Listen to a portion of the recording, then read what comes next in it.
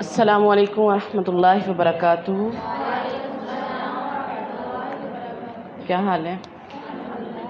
روزے کیسے جا رہی ہیں؟ الحمدللہ۔ تو اتنا پڑھا ہے ہم نے، تو کوئی عمل کی بات، کوئی عمل بھی کیا ہے؟ نہیں، ویسے بتائیں نا کہ آپ نے کیا کوئی عمل، یعنی کس چیز کو چھوڑنے کا سوچا اور کس چیز کو کرنے کا سوچا؟ صدقہ دیا، صحیح، گڈ۔ اور شاباش، یعنی کل پانی پلایا، گڈ۔ اور کیا کہہ رہی ہیں؟ صحیح ہے، ماشاءاللہ سے عمل ہونا چاہیے، ٹھیک ہے۔ پڑھنے کا مقصد یہ ہے کہ ہم نے اپنی زندگی چینج کرنی ہے، تو عمل انشاءاللہ ہم نے کرنا ہے، ٹھیک ہے۔ چلے دعائیں پڑھ لیں۔ ربی اشرح لی صدری ویسر لی امری واحلل عقدۃ من لسانی یفقہوا قولی ربی زدنی علما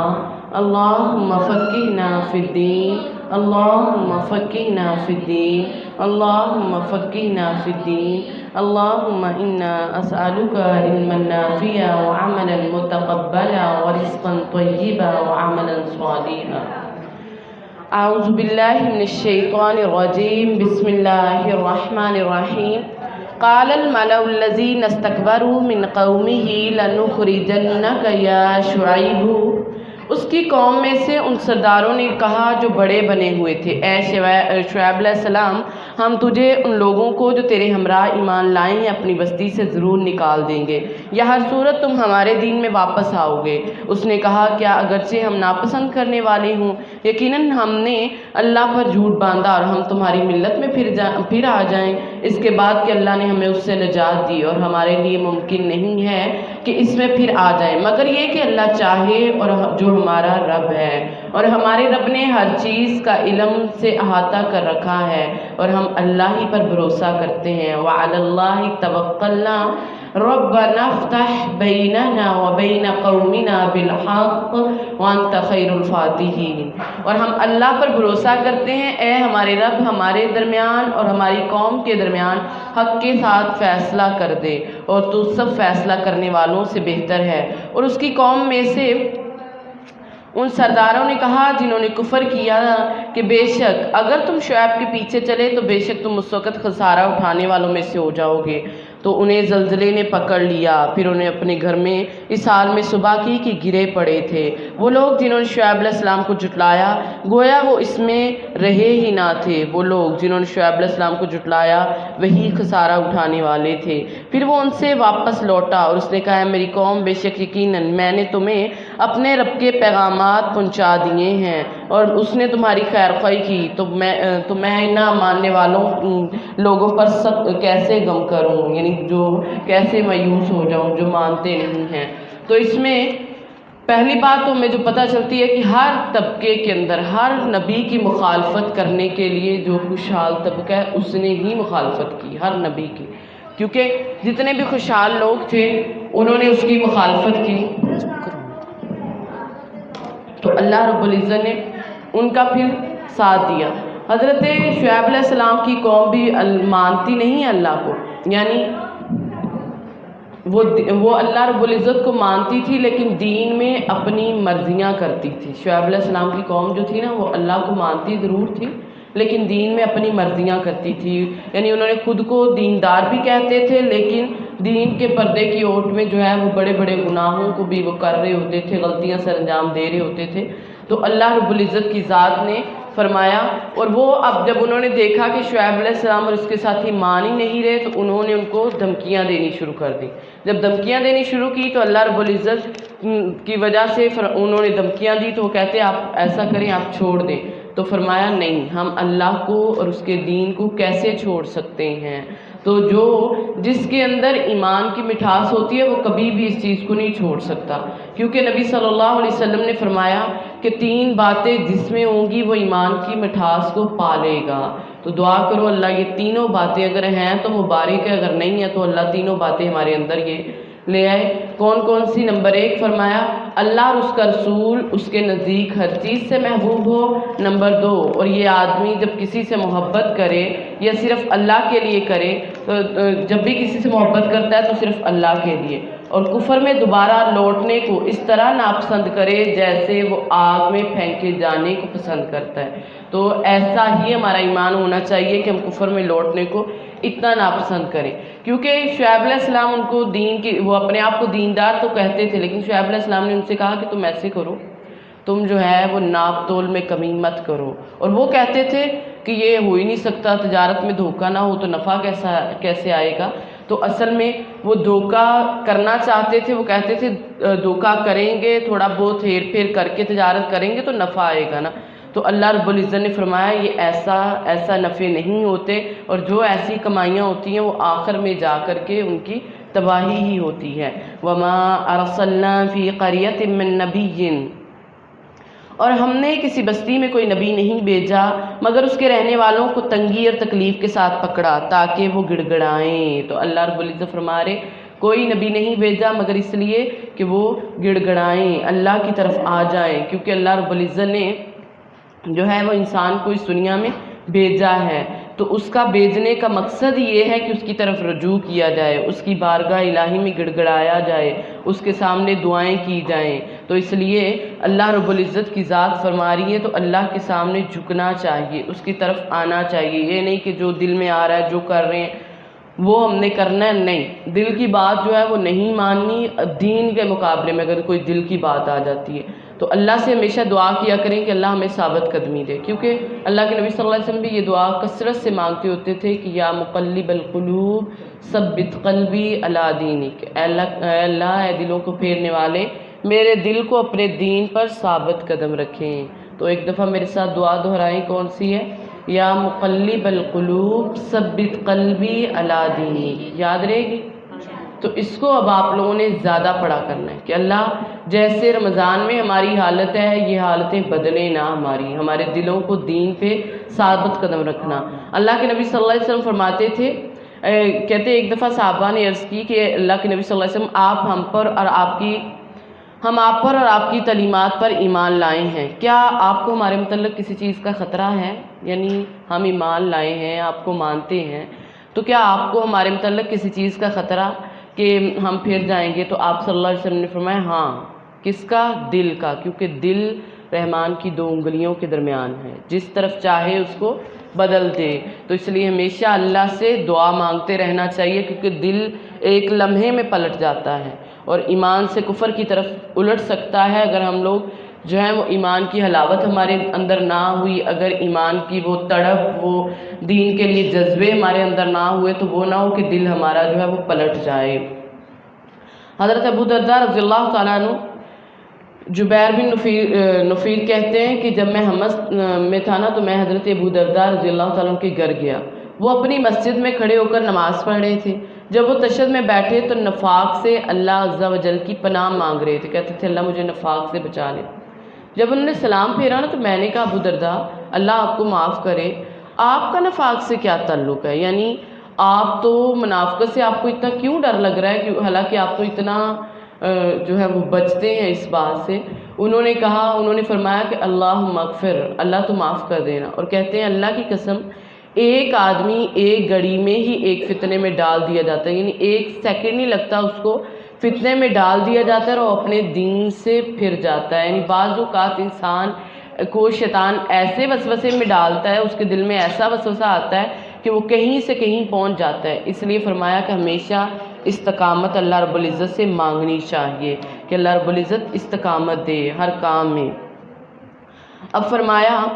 کہ یہاں پہ اللہ رب العزت یہی بتا رہے کہ اگر اللہ کی طرف آنا ہے تو اس کی طرف رجوع کرنا پڑے گا، گڑ گڑانا پڑے گا۔ تو اللہ رب العزت کی ذات جو ہے، کیونکہ کسی بھی بستی میں کوئی نبی نہیں بھیجا یہاں تک کہ ان کو کوئی تنگی نہ آئے، تو تنگی، حالات، خوشحالی آتی رہتی ہے، اس میں گھبرانے کی ضرورت نہیں ہے۔ ثم بدلنا مکان السیئہ، پھر ہم نے اس بدحالی کی جگہ خوشحالی بدل کر دے دی، جہاں تک کہ وہ خوب بڑھ گئے، اور انہوں نے کہا یہ تکلیف اور خوشی تو ہمارے باپ دادا کو بھی پہنچی تھی، تو ہم نے انہیں اچانک اس حال میں پکڑ لیا کہ وہ سوچتے نہ تھے۔ تو رحمان نے پھر ان کو کیسے پکڑا؟ کیونکہ خوشحالی اور بدحالی دونوں ہی امتحان کے پرچے ہوتے ہیں. یعنی کبھی کبھی اللہ رب العزت انسان کو جو ہے وہ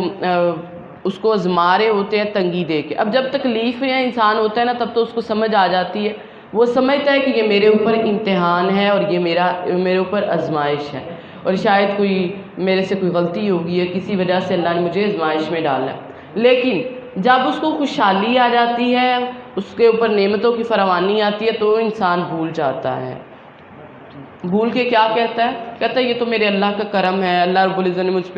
نے مجھ سے راضی ہے. وہ گناہ پہ گناہ بھی کرتا جاتا ہے، نافرمانیاں بھی کرتا ہے، توبہ استغفار بھی نہیں کرتا، اور پھر بھی اس کی بات یہی ہوتی ہے کہ نہیں، یہ اللہ کا مجھ پہ کرم ہے، شاید اسی وجہ سے یہ سارا کچھ اللہ رب العزت نے مجھے دیا ہوا ہے. تو یہ اللہ رب العزت ایسے نہیں سب کچھ ملتا، کیونکہ بعض اوقات خوشحالی میں اگر صحابہ کہتے ہیں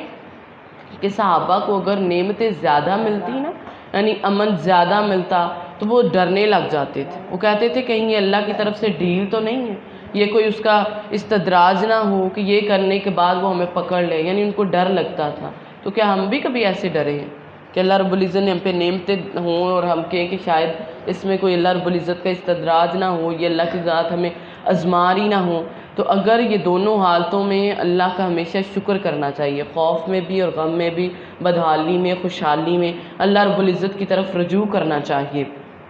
کیونکہ آقا علیہ السلام نے فرمایا بندہ مومن جو ہے نا، اس کی دونوں حالتوں میں سبق ہوتا ہے. ایک جب وہ امن میں ہوتا ہے تب بھی بے خوف نہیں رہتا، یعنی امن اللہ نے دیا، آسائشیں دیں، تب بھی وہ اللہ کی طرف ہی رجوع کرتا ہے، رحمان سے ہی دعائیں کرتا ہے، رحمان کی طرف ہی رہتا ہے. یہ نہیں کہ اللہ نے تھوڑی سی خوشحالی دے دی، تھوڑا سا امن دے دیا تو اب نماز ہی بھول جائے، قرآن پڑھنا ہی بھول جائے، خوشیوں میں ایسا اٹکے کہ وہ رحمان کو ہی بھول جائے. ہوتا تو ایسے ہی اکثریت ہمارے معاشرے میں، خوشیاں آ جائیں تو رحمان کہاں اور وہ کہاں، کوئی یاد نہیں رہتا. اور غم میں تو اتنا اللہ کو پکارنا ہر وقت، چلتے پھرتے اٹھتے بیٹھتے. لیکن مومن کی یہ حالتیں بتائی گئی ہیں کہ ان کو جب امن میں ہوتا ہے، خوشیوں میں ہوتا ہے، تب بھی وہ بے خوف نہیں ہوتا، اور جب اس کو کوئی خوف ہوتا ہے تب تو اس نے ہونا ہی نہیں ہے. وہ اللہ رب العزت سے ہمیشہ دعائیں کرتا ہے، دین کے معاملے میں اللہ رب العزت سے گڑ گڑا کے وہ دعائیں کرتا ہے. تو اس لیے ہمیں بھی یہی طریقے اپنانے ہیں کہ انسان کو امن میں ہو تب بھی رحمان کو پکارنا ہے، کوئی خوف کی آزمائش کی حالت آ جائے تو تب بھی رحمان کو پکارنا ہے. وَلَوْ أَنَّ أَهْلَ الْقُرَىٰ، اگر واقعی بستیوں والے ایمان لے آتے اور بچ کر چلتے تو ضرور ہم ان پر آسمان اور زمین سے برکتیں کھول دیتے، لیکن انہوں نے جھٹلایا تو ہم نے انہیں اس کی وجہ سے پکڑ لیا جو وہ کمایا کرتے تھے. تو یہاں نعمتوں کو برقرار رکھنے کا طریقہ سمجھایا جا رہا ہے کہ اگر اہل قرآ بستیاں والے، یعنی اگر ہم بھی چاہتے ہیں ہم پہ برکتیں کھلیں، اللہ رب العزت کی رحمت کے برکت کے آسمان سے دروازے کھلیں، تو پھر ہمیں بھی کیا کرنا چاہیے؟ تقوی اختیار کرنا چاہیے. ایمان لائیں اور تقوی اختیار کریں، جس سے ہمیں جو ہے وہ برکتیں ملیں گی، ہمیں اللہ رب العزت کی طرف سے جو ہے وہ نوازشیں اس کی ملیں گی. تو فرمایا اگر اہل قرآ بستیوں والوں کو اللہ رب العزت مخاطب کر کے اصل میں ہمیں بھی یہ اس میں سبق دے رہے ہیں. افامن اہل القرآ، کیا یہ بستیاں والے بے خوف ہو گئے ہیں، ڈر ہو گئے ہیں کس سے کہ ہمارا عذاب ان پر راتوں رات آ جائے اور وہ سوئے ہوئے ہوں. یعنی اچانک سے اللہ کا عذاب آ جائے اور وہ سوئے ہوئے ہوں، ان کو کسی بات کی خبر نہیں ہے اور اللہ رب العزت ان کو پکڑ لے. اور کیا بستیاں والے بے خوف ہو گئے ہیں کہ ہمارا عذاب ان پر دن چڑھے آ جائے اور وہ کھیل رہے ہوں؟ تو کیا وہ اللہ کی تدبیر سے بے خوف ہو گئے ہیں؟ تو اللہ کی تدبیر سے بے خوف نہیں ہوتے مگر جو خسارہ اٹھانے والے ہیں. اللہ انہیں مہلت دیتا ہے، جو نقصان اٹھانے والے اللہ ان کو مہلت دیتا ہے کہ یہ جو ہے ان کو مہلت دی ہوئی ہے، یہ کر لیں اپنی عیاشیوں میں اپنا ٹائم ویسٹ کر لیں. ایسے حسن بصری کہتے ہیں کہ مومن نیک کام کرتے ہوئے بھی ڈرتا ہے، لرزتا ہے، خوف کھاتا ہے، یعنی اس کو ڈر لگا رہتا ہے، وہ ڈرتا ہے اللہ رب العزت سے. اور اسی بارے میں کہ پتہ نہیں نیکی کرتے ہوئے، خیرات کرتے ہوئے ان کا یہ حال ہوتا ہے کہ اللہ رب العزت میری یہ نیکیاں قبول کر لیں. تو ہم سب کو اس بارے میں ہمیں بھی سوچنا چاہیے، کیا نیکی کرتے ہوئے یا کوئی بھی صدقہ کرتے ہوئے یا کوئی بھی مدد کرتے ہوئے ہمارے دلوں کا یہی حال ہوا ہے کہ ہم ڈر رہے ہوتے ہیں کہ اللہ یہ قبول فرما لے. اور کہتے ہیں کہ جو گناہ گار فاجر ہے نا، وہ گناہ کے کام کرتے ہوئے بھی امن اور سکون میں رہتا ہے، اس کو کوئی فرق نہیں پڑتا. بڑی بڑی نافرمانیاں کر کے بھی وہ جو ہے وہ بڑے امن میں رہتا ہے، بڑے سکون میں۔ اور اللہ کے نبی صلی اللہ علیہ وسلم نے اس لیے فرمایا تھا کہ مومن اپنے گناہوں کو ایسے دیکھتا ہے جیسے وہ کسی پہاڑ کے نیچے بیٹھا ہو، یعنی چھوٹی سی بھی غلطی ہو گئی ہے نا، وہ یوں فیل کر رہا ہے جیسے اس کو بڑا خطرہ ہو، یہ پہاڑ کے میں نیچے، پہاڑ مجھ پہ گر نہ جائے۔ لیکن فرمایا جو فاسق گناہ گار ہے وہ بڑے سے بڑے گناہ کر کے بھی گناہوں کو اسی طرح دیکھتا ہے جیسے کوئی مکھی اس کے ناک پہ بیٹھی اور اس نے اڑا دی، یعنی اس کو ٹس سے مس بھی نہیں ہوتی، اس کو پتہ بھی نہیں ہوتا کہ میں اتنے گناہ کر رہا ہوں، غلطی کر رہا ہوں، تو کہیں اللہ کی مجھ پہ پکڑ نہ آ جائے۔ اولم یہدی للذین یرثون الارض، اور کیا ان لوگوں کی رہنمائی جو زمین کے وارث اس کے رہنے والوں کے بعد بنتے ہیں، اس بات کی نہیں کہ اگر ہم چاہیں تو ان کو گناہوں کی وجہ سے پکڑ لیں اور ہم ان کے دلوں پر مہر لگا دیتے ہیں۔ تو گناہوں کی وجہ سے اکثر مصیبتیں بھی آتی ہیں اور دل بھی سخت ہو جاتے ہیں، تو اس سے پہلے کہ ہمارے دل جو ہے وہ سخت ہو جائیں، تو اس سے پہلے اللہ رب العزت سے معافی مانگ لیں کہ اللہ ایسا کبھی بھی ہمارے ساتھ نہ ہو۔ تلک القرى نقص علیک من انبائها، یہ بستیاں ہم تجھ سے ان کے کچھ حالات بیان کر رہے، اور بے شک یقیناً ان کے پاس اللہ کے رسول واضح دلائل لے کر آئے تو وہ ایسے نہ تھے کہ اس چیز کو مان لیتے جیسے وہ اس سے پہلے جھٹلا چکے تھے۔ اب اللہ تعالیٰ اسی طرح اللہ کافروں کے دلوں پر مہر لگا دیتا ہے، تو اللہ رب العزت کافروں کے دلوں پر مہر لگاتے جب وہ مانتے نہیں ہیں، تو جو ایمان نہیں لاتے ان سے ایمان لانے کی توفیق چھین لی جاتی ہے۔ تو جو بھی ایمان نہیں لائے گا اس سے ایمان لانے کی توفیق چھین لی جاتی ہے، اور حق کو جو نہیں مانتے تو اس سے یہ توفیق چھین لی جاتی ہے، اور ان دونوں کے دلوں پر جو ہے وہ مہر لگا دی جاتی۔ تو اس سے پہلے کہ ہم ایمان لائے ہیں تو اس پہ پختہ یقین بھی ہونا چاہیے، اور اس سے پہلے کہ ہمارے دلوں پہ مہر لگ جائے حق کو جو ہے وہ پہچاننا چاہیے، حق کو دیکھنا چاہیے کہ حق کیا ہے۔ وما وجدنا لأکثرهم من عہد، اور ہم نے ان میں سے اکثر کے لیے کوئی عہد نہیں پایا، بے شک ہم نے ان کے اکثر کو فاسق بھی پایا ہے۔ یعنی عہد سے مراد عہد الست بھی ہے کہ جو اس نے اللہ رب العزت سے عہد کیا ہوا وہ بھی مراد ہے، اور عہد سے مراد جو ہے وہ عہد جو اللہ رب العزت سے یعنی مسلمان ہونے کے بعد عہد کے تقاضوں کو پورا کرنا، یعنی ہر بات پہ عمل کرنا، اس کی باتوں کو ماننا، تو یہ بھی اس سے مراد ہے۔ ثم بعثنا من بعدهم موسیٰ، پھر ان کے بعد ہم نے موسیٰ کو اپنی نشانیاں دے کر فرعون اور اس کے سرداروں کی طرف بھیجا، تو انہوں نے ان کے ساتھ ظلم کیا، پھر دیکھ فساد کرنے والوں کا انجام کیسا ہے۔ تو جو فساد کرنے والوں کا انجام اللہ رب العزت کی ذات بتا رہی ہیں۔ وقال موسیٰ یا فرعون، اور موسیٰ نے کہا یا فرعون، بے شک میں جہانوں کے رب کی طرف سے بھیجا ہوا ہوں، اس بات پر پوری طرح قائم ہوں کہ اللہ پر حق کے سوا نہ کروں، اور بے شک تمہارے پاس تمہارے رب کی طرف سے ایک واضح دلیل لے کر آیا ہوں، اور میرے ساتھ بنی اسرائیل کو بھیج دے۔ اس نے کہا اگر تو کوئی نشانی لایا تو لے آ، تو اگر تو سچوں میں سے ہے۔ تو اس نے اپنی لاٹھی پھینکی تو وہ اچانک ایک ظاہری سانپ بن گیا، اور اپنا ہاتھ باہر نکالا بغل میں، تو اچانک وہ دیکھنے والوں کے لیے جو تھا وہ چمکنے لگا۔ تو یہاں پہ اللہ رب العزت نے وہ کہہ رہے حقیق علی ان لا اقول علی اللہ الا الحق، یعنی ہر نبی کا مقصد یہی ہوتا ہے، اور یہاں موسیٰ علیہ السلام کا مقصد بھی بتایا جا رہا ہے کہ وہ اس بات پر پوری طرح قائم ہوں کہ اللہ کے سوا کسی کو معبود نہ رکھیں، کسی پر اللہ کے سوا، اور ان کے پاس یہ دلیل ہوتی ہے کہ یہ واضح ایک دلیل بن کے آتے ہیں کہ اللہ ہی کی طرف سے آئے ہوئے ہیں۔ قال الملأ، اور کہا سرداروں نے، اس کی قوم نے، یقیناً یہ تو ایک ماہر جادو ہے، یعنی معجزے کو جادو کا نام دے دیا کہ یہ تو ماہر جادو ہے، یریدو، وہ ارادہ کرتا ہے تمہیں تمہاری زمین سے نکال دے، تو تم کیا حکم دیتے ہو؟ انہوں نے کہا اسے اور اس کے بھائی کو، اسے اور اس کی بائی کو تھوڑی ڈھیل دو، اور شہر میں جمع کرنے والوں کو بھیجو کہ وہ تیرے پاس ہر ماہر جادوگر کو لے کے آئیں۔ اور جادوگر فرعون کے پاس آئے، انہوں نے کہا یقیناً ہمارے لیے کچھ ضرور صلہ ہے، یعنی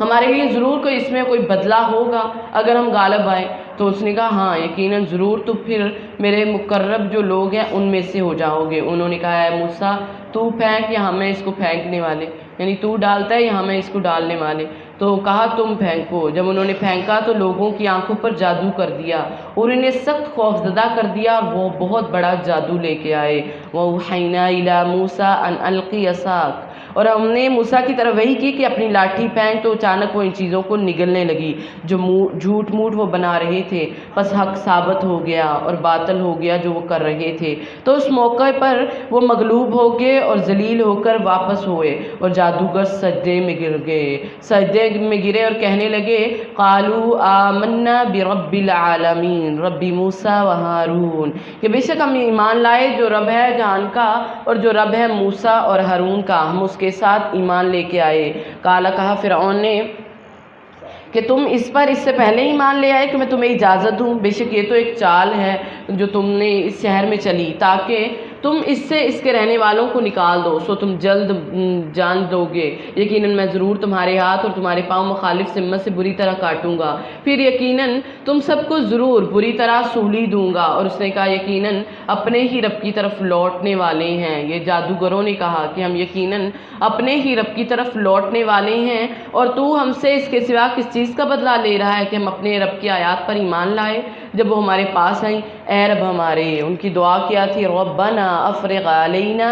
صبرا وثبت اقدام، ربنا افرغ علینا صبرا وتوفنا مسلمین، کہ اے رب ہمارے ہم پر صبر انڈیل دے، یعنی ہمیں صبر کرنے والے رکھ اور ہمیں اس حال میں فوت کر کہ ہم فرما بردار ہو جائیں۔ تو فرما بردار ہوں، وہ گھبرائے نہیں ہیں وہاں پہ ذرا بھی نہیں، کہ فرعون اتنا بڑا وہ کھڑا ہے لیکن وہاں پہ وہ فوری اللہ سے دعا کرنے لگتے ہیں۔ تو اس سے ہمیں بھی سبق ملتا ہے کہ بڑے سے بڑے گھبرا دینے والے موقع پر بھی انسان کو ہمت نہیں ہارنی چاہیے،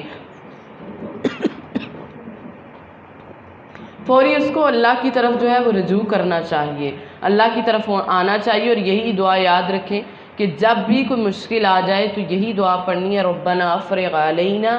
صبرا وتوفنا مسلمین، کہ اللہ ہم پہ صبر انڈیل دے اور ہمیں مسلمانوں کے ساتھ فوت کرنا۔ تو اللہ رب العزت نے ان کو کیا کیا، انہوں نے جو کچھ بھی کہا تھا، فرعون اپنی انا کی وجہ سے، حالانکہ حق تو سامنے آ گیا تھا لیکن اس نے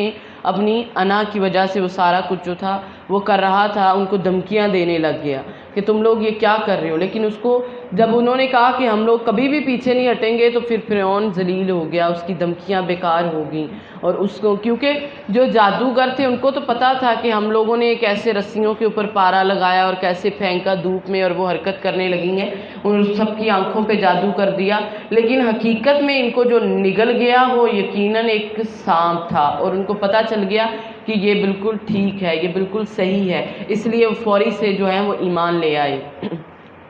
وقال الملأ من قوم فرعون، اور فرعون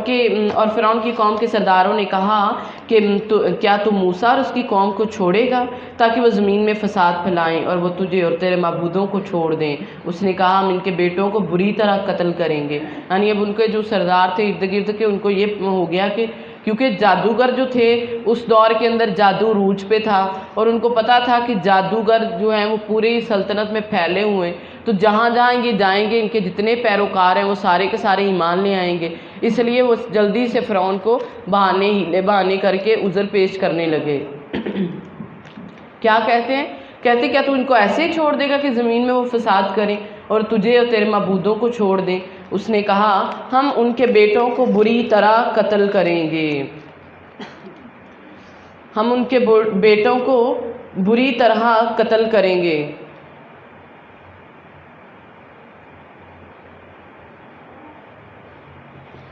اور اس نے یہ بہانہ بنایا کہ ہم ان کے بیٹوں کو بری طرح قتل کریں گے اور ان کی عورتوں کو زندہ رکھیں گے، اور یقیناً ہم ان پر قابو رکھنے والے، کیونکہ فرعون تھا، بادشاہ تھا،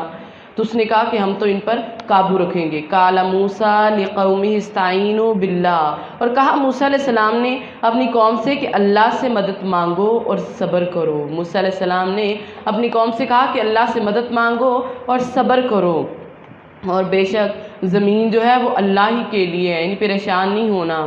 مشکل آ گئی ہے تو کیا کرنا ہے، تم لوگوں نے اللہ سے صبر مانگنا ہے۔ تو اس لیے اس سے ہمیں بھی پتہ چلتا ہے کہ جب بھی کوئی پریشانی آ جائے، جب بھی کوئی مشکل آ جائے تو فوری اللہ کی طرف اللہ سے صبر مانگیں، صبر کے ساتھ اس کی مدد مانگیں۔ اور فرمایا کہ زمین بے شک اللہ کی، اور اس کا وارث اپنے بندوں میں سے جسے چاہتا ہے بناتا ہے، اور اچھا انجام متقی لوگوں کے لیے۔ انہوں نے کہا ہمیں اس سے پہلے اعزاز دی گئی کہ تو ہمارے پاس آئے، اور اس کے بعد بھی کہ تو ہمارے پاس آیا۔ اس نے کہا تمہارا رب قریب ہے کہ تمہارے دشمن ان کو ہلاک کر دے اور تمہیں زمین میں جانشین بنا دے، پھر دیکھے تو کیسے عمل کرتے ہو۔ یعنی اللہ رب العزت جانشین بنا رہے ہیں کہ دیکھنا چاہتے ہیں کہ تم پھر کیسے عمل کرتے ہو۔ تو اللہ رب العزت یہ جو مشکل ہے اس کو ٹال دیں گے، تو اللہ رب العزت سے بس صبر کرنا چاہیے۔ تو اسی لیے ہمارے لیے بھی بہت بڑا سبق ہے کہ جب بھی کوئی مصیبت آ جائے، پریشانی آ جائے تو فوری سے صبر کریں، کیونکہ اللہ کے نبی صلی اللہ علیہ وسلم نے فرمایا،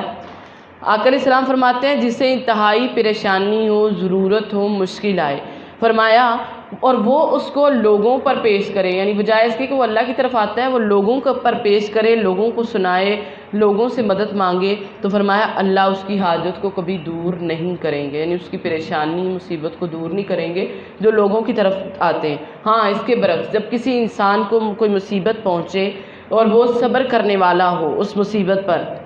اور اللہ سے دعا کرے اور اللہ رب العزت کے سامنے اپنی مصیبت کو پیش کرے تو اللہ پھر اسے بے پرواہ کر دے گا، یعنی اس کی مصیبت کے وقت اللہ مدد ضرور کرتے ہیں۔ تو جو بھی انسان پریشانی ہو تو فوری اللہ کی طرف رجوع کیا جائے، تقوی اختیار کیا جائے اور صبر کیا جائے، کیونکہ کامیابی جو ہے وہ اسی کو ملتی ہے جو اللہ سے ڈرے، متقی ہو۔ کوئی بھی اس کے خلاف جو ہے وہ سازش کرے اسے گھبرانا نہیں چاہیے، حالات کیسے بھی ہوں اس کو نہیں گھبرانا چاہیے۔ وَلَقَدْ أَخَذْنَا آلَ فِرْعَوْنَ، اور بے شک یقیناً ہم نے فرعون کی آل کو قحط سالیوں اور پیداوار کی کمی کے ساتھ پکڑا تاکہ وہ نصیحت پکڑیں۔ اب فرعون کے لیے امتحان شروع ہو گئے، تو جب ان پر خوشحالی آتی ہے تو کہتے ہیں جب بھی ان پر خوشحالی آتی تو کہتے ہیں کہ یہ تو ہمارے ہی لیے ہے، اگر انہیں کوئی تکلیف پہنچتی ہے تو موسیٰ اور اس کے ساتھی والوں کے ساتھ نحوست پکڑتے، یعنی جب کوئی تکلیف آتی تو موسیٰ اور اس کے ساتھیوں پر انہوں نے الزام لگانا، اور جب خوشحالی آتی تو کہتے کہ یہ تو ہمارے لیے، ہماری وجہ سے ہی ہے۔ الا خبردار، انما بے شک ان کی نحوست تو اللہ ہی کے پاس ہے، لیکن اکثر لوگ جو ہیں وہ جانتے نہیں ہیں۔ تو اس سے نعمت ملنے پر کبھی اپنا کمال نہ کہیں، جیسے فرعونی کہہ رہے ہیں، تو نعمت ملنے پر کبھی نہ کہیں کہ یہ میرا اپنا کمال ہے، بلکہ یہ اس وقت انسان کے لیے ایک امتحان ہو رہا ہوتا ہے جو یہ کہتا ہے کہ یہ میری وجہ سے ایسے ہے، یہ مجھے اس وجہ سے ملا ہوا ہے، تو یہ انسان کا ایک امتحان ہے۔ اکثر یہ ہوتا ہے کہ کامیابی مل جائے تو بھول جاتے ہیں کہ یہ آئی کس طرف سے ہے، کس نے مجھے دی ہے، بلکہ فوری سے وہ اپنے آپ کو کہتے ہیں کہ یہ میری وجہ سے، تو وہ بھی یہی کہہ رہے ہیں۔ وقالو، اور انہوں نے کہا تو ہمارے پاس جو بھی نشانی لے آئے تاکہ ہم پر اس کے ساتھ جادو کرے، تو ہم تیری بات ہرگز ماننے والے نہیں۔ تو ہم نے ان پر طوفان بھیجا اور ٹڈیاں اور جوئیں اور مینڈک اور خون، جو الگ الگ نشانیاں تھیں، پھر بھی انہوں نے تکبر کیا اور مجرم ہو گئے۔ یعنی اتنی بڑی لینے کے باوجود اتنا بڑا اللہ رب العزت کی ذات نے ان پر عذاب بھیجے، یعنی طوفان آئے، اور یہ کہتے ہیں عذاب ایسا تھا جو گھر کو تباہ کر دیتا تھا اور فصلیں تباہ ہو جاتی تھی۔ ٹڈی آئی جس کی وجہ سے ان کی فصلیں تباہ ہو گئیں، اور جوئیں آئیں ان کو نیند نہیں آنے دیتی تھی، انسان نیند خراب، ایسے گندگی ہر جگہ پہ پھیلی ہوئی تھی۔ مینڈک وہ ان کے کھانوں میں، بستروں میں، ہر جگہ پہ جو تھے وہ اچھلتے پھرتے تھے۔ تو خون کا عذاب اللہ رب العزت کی طرف سے آیا، مختلف عذاب آ رہے، لیکن وہ پھر بھی سمجھے نہیں، پھر بھی انہوں نے تکبر کیا، تکبر نے ان کو لیا اور وہ سمجھتے ہی نہیں تھے۔ تو اس لیے جب بھی کوئی ایسی بات ہو تو اللہ سے فوری دعا کرنی چاہیے۔ اب انہوں نے کیا کہا، بنی اسرائیل اور فرعونی جو تھے موسیٰ علیہ السلام سے کہتے ہیں آپ ہمارے لیے دعا کریں، یعنی یہ نہیں کہ خود اللہ کی طرف آ جائیں، خود اللہ کے سامنے دعا کر لیں، خود جو ہے وہ اللہ رب العزت سے اور جب ان پر عذاب آتا تو کہتے ہیں موسیٰ اپنے رب سے اس عہد کے واسطے سے دعا کر جو اس نے تیرے ہاں دے رکھا ہے، یقیناً اگر تو ہم سے یہ عذاب دور کر دے گا تو ہم ضرور تجھ پر ایمان لائیں گے، اگر عذاب دور ہوگا تو ایمان لائیں گے اور تیرے ساتھ بنی اسرائیل کو ضرور ہی بھیج دیں گے۔ پھر جب ہم ان سے عذاب کو ایک وقت تک دور کر دیتے جیسے وہ پہنچنے والے تھے تو اچانک وہ عہد کو توڑ دیتے، یعنی جب بھی عذاب کو دور کرتے پھر غفلت، پھر کچھ بھی۔ ایسے ہی ہو رہا ہے ہمارے ساتھ بھی کہ اللہ رب العزت کی ذات ہمیں ہلاتی ہے، ہمیں اللہ رب العزت کی ذات جو ہے وہ بتا رہی، لیکن ہم غفلتوں کے اندر ہیں۔ تو یہ فرعونی جو تھے وہ غفلت میں پڑے، جس کی وجہ سے اللہ رب العزت نے ان کو پھر ڈبو دیا، نہیں وہ مانے۔ فانتقمنا منہم، اور ہم نے ان سے انتقام لیا، انہیں سمندر میں غرق کر دیا، اس وجہ سے کہ بے شک انہوں نے ہماری آیات کو جھٹلایا ہے اور وہ اس سے غافل ہیں، یعنی آیات کو جھٹلایا، غفلت برتی، جس کی وجہ سے اللہ نے ان کو پھر ڈبو ہی دیا، غرق ہی کر دیا۔ تو پتہ کیا چلتا ہے، اگر اللہ کی آیات کو جھٹلائیں گے یا غفلت برتیں گے تو پھر اللہ رب العزت کی ذات جو ہے وہ ہمیں بھی پکڑ سکتی ہے، اس لیے کبھی بھی جان بوجھ کر غفلت اختیار نہیں کرنی چاہیے، اللہ کی آیات میں غور و فکر کرتے رہنا چاہیے۔ وَأَوْرَثْنَا الْقَوْمَ، اور ہم نے ان لوگوں کو جو کمزور سمجھے جاتے تھے اس سرزمین کے مشرقوں اور مغربوں کا وارث بنا دیا، جس میں ہم نے برکت رکھی ہے، اور تیرے رب کی بہترین بات بنی اسرائیل پر پوری ہوگی، اس وجہ سے کہ انہوں نے صبر کیا، اور ہم نے برباد کر دیا جو کچھ فرعون اور اس کے لوگ بناتے تھے اور وہ جو عمارتیں کرتے تھے۔ تو اللہ رب العزت نے فرعونیوں کو جو تھا وہ برباد کیا، اور کس کو؟ اللہ رب العزت نے اچھا ان کے ساتھ کیا جو صبر کرنے والے تھے۔ تو صبر کرنا چاہیے ہر وقت، کیونکہ حدیث میں آتا ہے کہ جان رکھو صبر کامیابی ہے۔ تو صبر کیا ہے؟ ٹھہر جانا، رک جانا کسی بھی بات سے، تو یہ صبر ہے۔ تو صبر فرمایا کامیابی ہے۔ وَجَاوَزْنَا بِبَنِي إِسْرَائِيل، اور ہم نے بنی اسرائیل کو سمندر سے پار اتارا، تو وہ ایسے لوگوں پر آئے جو اپنے کچھ بتوں پر جمے بیٹھے تھے، وہ کہنے لگے اے موسیٰ ہمارے لیے کوئی معبود بنا دے جیسے کہ ان کے کچھ معبود ہیں۔ اس نے کہا بے شک تم ایسے لوگ ہو جو نادانی کرتے ہو، بے شک یہ لوگ تباہ کیے جانے والے ہیں، وہ کام جس میں یہ لگے ہوئے اور وہ باطل ہے، اور جو کچھ وہ کرتے چلے آ رہے ہیں۔ تو بنی اسرائیل کو جہاں ایک طرف اللہ نے نجات دی، فرعونیوں سے، دشمن سے نجات دی، وہاں دوسری طرف ان کا امتحان شروع ہو گیا۔ امتحان کیونکہ بنی اسرائیل جو تھے وہ کیا کرتے تھے؟ فرعون کی غلامی میں رہ کے آئے تھے، اور وہاں پہ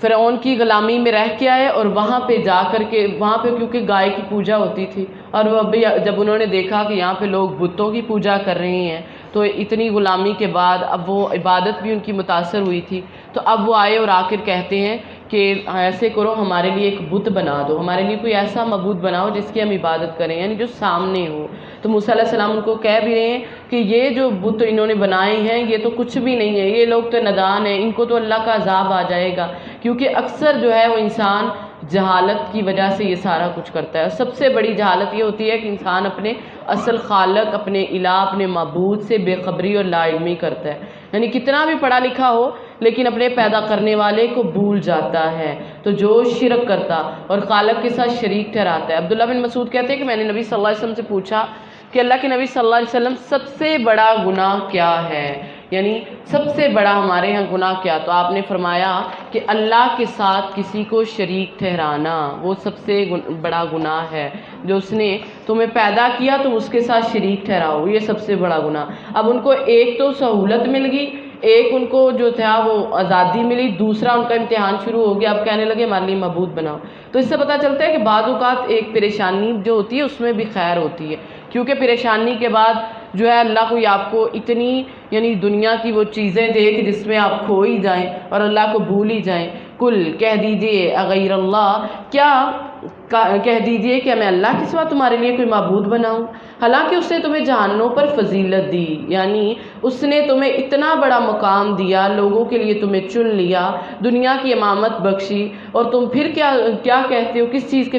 پیچھے چلے ہوئے ہو؟ وَإِذْ أَنْجَيْنَاكُمْ مِنْ آلِ فِرْعَوْنَ، اور جب ہم نے تمہیں فرعون کی آل سے نجات دی، وہ تمہیں برا عذاب دیتے تھے، تمہارے بیٹوں کو بری طرح قتل کرتے اور تمہاری عورتوں کو زندہ رکھتے، اس میں تمہارے لیے رب کی طرف سے ایک بہت بڑی آزمائش ہے۔ تو یہ آزمائش ہے کہ تم اپنے نفس کی خواہش کے پیچھے چلے ہوئے، یعنی ہمیں تو کوئی معبود چاہیے جس کی ہم پوجا کریں، جس کے ہم پیچھے چلیں، تو اللہ رب العزت فرما رہے یہ ایک بہت بڑی آزمائش ہے، کیونکہ حقیقت یہی ہے کہ اکثر انسان کی خواہشات اس کو کبھی کبھی گرا دیتی ہیں، یعنی آسمان سے زمین پہ وہ گر جاتا ہے اور اس کی خواہشات بھی اس کو گراتی، کبھی اللہ کی نظر میں اور کبھی بندوں کی نظر میں وہ گر جاتا ہے۔ اس لیے ہمیشہ اپنی خواہشات پہ نظر رکھنی چاہیے، کہ میری خواہش جو مجھے جس خواہش میں میں مبتلا ہوں اگر وہ مجھے مل جائے تو آخرت کے لیے اس میں میرا کتنا فائدہ ہے، یعنی یہ دیکھنا چاہیے۔ ہم تو یہ دیکھ رہے ہوتے ہیں نا کہ مجھے یہ چیز مل جائے تو دنیا کے لیے اس میں میرے لیے کتنا فائدہ ہے، دنیا میرے لیے کتنی ملے گی، لیکن دیکھنا یہ ہے کہ آخرت میں میرے لیے اس میں کتنا فائدہ ہے۔ تو یہ اس لیے اللہ رب العزت سے ہمیشہ دعا کرنی چاہیے کہ ایسی خواہشیں بھی نہیں ہونی چاہیے جس سے ہم دین جو ہے دین کو ہی بھول جائیں، اللہ ہی کو بھول جائیں۔ تو اللہ رب العزت کی طرف سے یہ ان لوگوں کو اس میں اللہ رب العزت نے ان کو کہا، یہ حضرت موسیٰ علیہ السلام نے کہا کہ یہ بہت بڑی آزمائش ہے، تو اس میں ہمیں بھی اس میں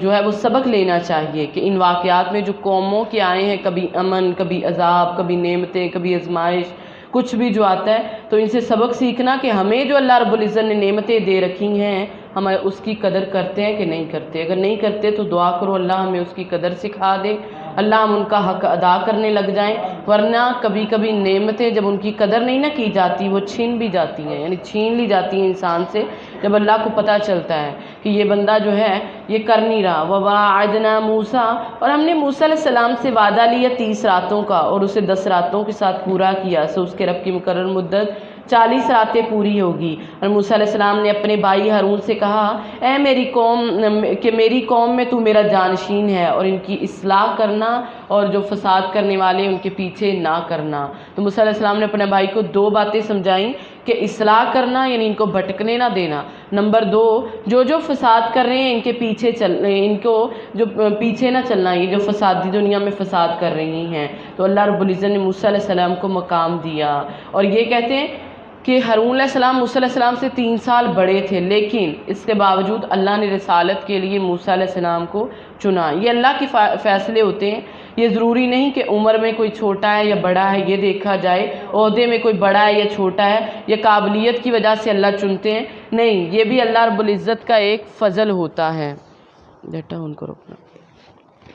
تو اللہ کا یہ ایک فضل ہے جس کی وجہ سے وہ چنتا ہے انسان کو۔ اللہ رب العزت کے سامنے جھکنا چاہیے، اس کے سامنے اس سے دعا مانگنی چاہیے۔ وَلَمَّا جَاءَ مُوسَىٰ لِمِيقَاتِنَا، ایمن جاؤ حفصہ باجی کو بتاؤ کہ لائٹ چلے گی۔ وَلَمَّا جَاءَ مُوسَىٰ لِمِيقَاتِنَا، اور جب موسیٰ علیہ السلام اور ہمارا مقرر وقت پر آئے اور اس کے رب نے اس سے کلام کی، تو اس نے کہا، اے میرے رب مجھے دکھا کہ میں تجھے دیکھوں۔ فرمایا تو مجھے ہرگز نہ دیکھے گا لیکن اس پہاڑ کی طرف دیکھ، سو اگر وہ اپنی جگہ برقرار رہا تو عنقریب تو مجھے دیکھ لے گا۔ تو جب اس کا رب پہاڑ کے سامنے ظاہر ہوا تو اسے ریزہ ریزہ کر دیا اور موسیٰ علیہ السلام بے ہوش ہو کر گر پڑے۔ پھر جب اسے ہوش آیا تو اس نے کہا تو پاک ہے، یعنی اللہ رب العزت سے فوری کہتے ہیں، ریکارڈنگ چل رہی ہے، اللہ رب العزت سے فوری کہتے ہیں کہ تو پاک ہے، اور فرمایا میں تیری طرف توبہ کی اور میں ایمان والوں میں سے سب سے پہلا ہوں گا۔ تو موسیٰ علیہ السلام کیونکہ جب گئے اللہ کے سامنے کوہ طور پہ بیٹھے جا کے تو پہاڑ کے اوپر بیٹھے تھے اور کلام بھی ہم کلام تھے، اللہ رب العزت سے سامنے بات ہو رہی تھی، تو جب سامنے بات ہوئی تو دل اللہ کا کلام سن کے دل جو ہے وہ پگھل گیا، دل پگھلا کہ کہاں یہ اللہ کی کلام، اللہ کی محبت زیادہ بڑھ گئی، شوق زیادہ بڑھ گیا۔ تو پھر شوق بڑھا تو دل نے کہا کہ اچھا اللہ کو دیکھ بھی لینا چاہیے، یعنی دیکھنے کی تمنا کر دی، کہتے اللہ میرا دل کرتا ہے کہ آپ کو دیکھوں تھوڑا سا۔ تو اللہ رب العزت نے فرمایا کہ موسیٰ ایسے کرو، یہ پہاڑ کو دیکھو، پہاڑ کو دیکھو، اگر یہ پہاڑ اپنی جگہ پہ رہا تو پھر آپ مجھے دیکھ سکتے ہیں۔ اور کہتے ہیں کہ حضرت انس رضی اللہ تعالیٰ عنہ فرماتے ہیں اس آیت کی تفسیر میں کہ اللہ رب العزت نے اپنی یہ جو چنگلی ہے نا اس کے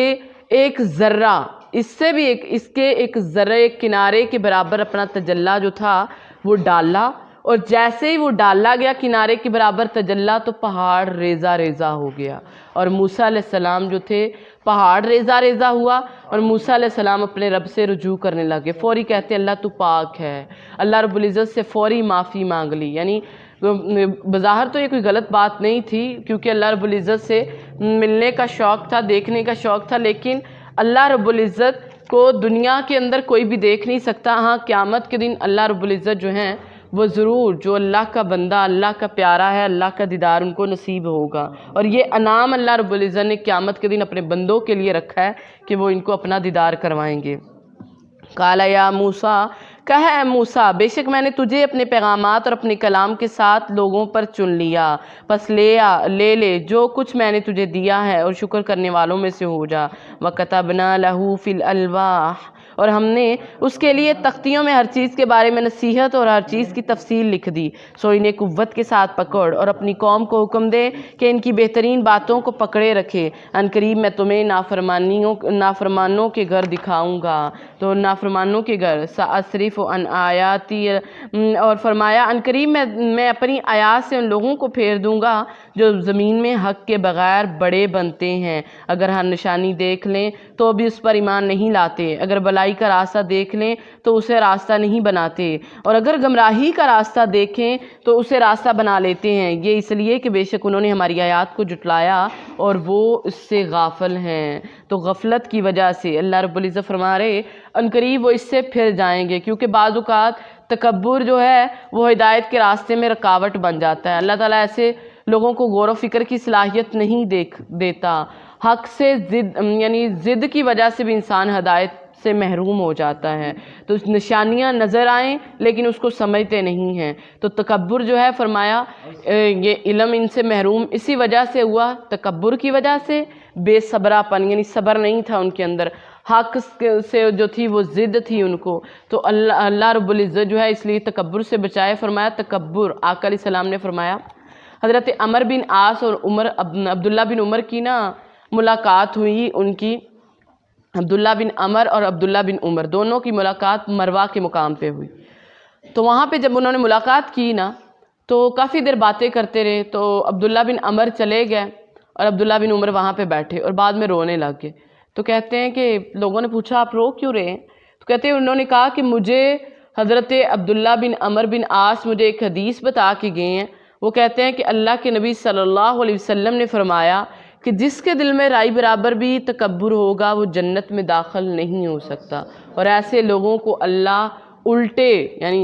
چہروں کے بل ان کو اٹھا کے جہنم میں پھینکیں گے، استغفر اللہ، جن کے دلوں میں تکبر ہے، رائی برابر بھی۔ اور تکبر یہی کہ حق بات کو جھٹلانا اور دوسروں کو حقیر جاننا، میں جو چیز ہوں وہ کوئی اور ہے ہی نہیں، میرے مقابلے میں کوئی دوسرا نہیں ہے، تو حقیر جاننا یہ تکبر ہے۔ والذین کذبوا بآیاتنا ولقاء الآخرہ، اور جن لوگوں نے ہماری آیات کو اور آخرت کی ملاقات کو جھٹلایا یا ان کے اعمال ضائع ہو گئے اور اسی کا بدلہ دیا جائیں گے جو وہ کیا کرتے تھے۔ تو جو آیات کو جھٹلائے گا، اللہ رب العزت فرما رہے انہوں نے جھٹلایا تو ان کو اس کا بدلہ دیا جائے گا جو وہ کیا کرتے تھے، ان کے اعمال ضائع کر دیے جائیں گے جو بھی کچھ کرتے تھے وہ۔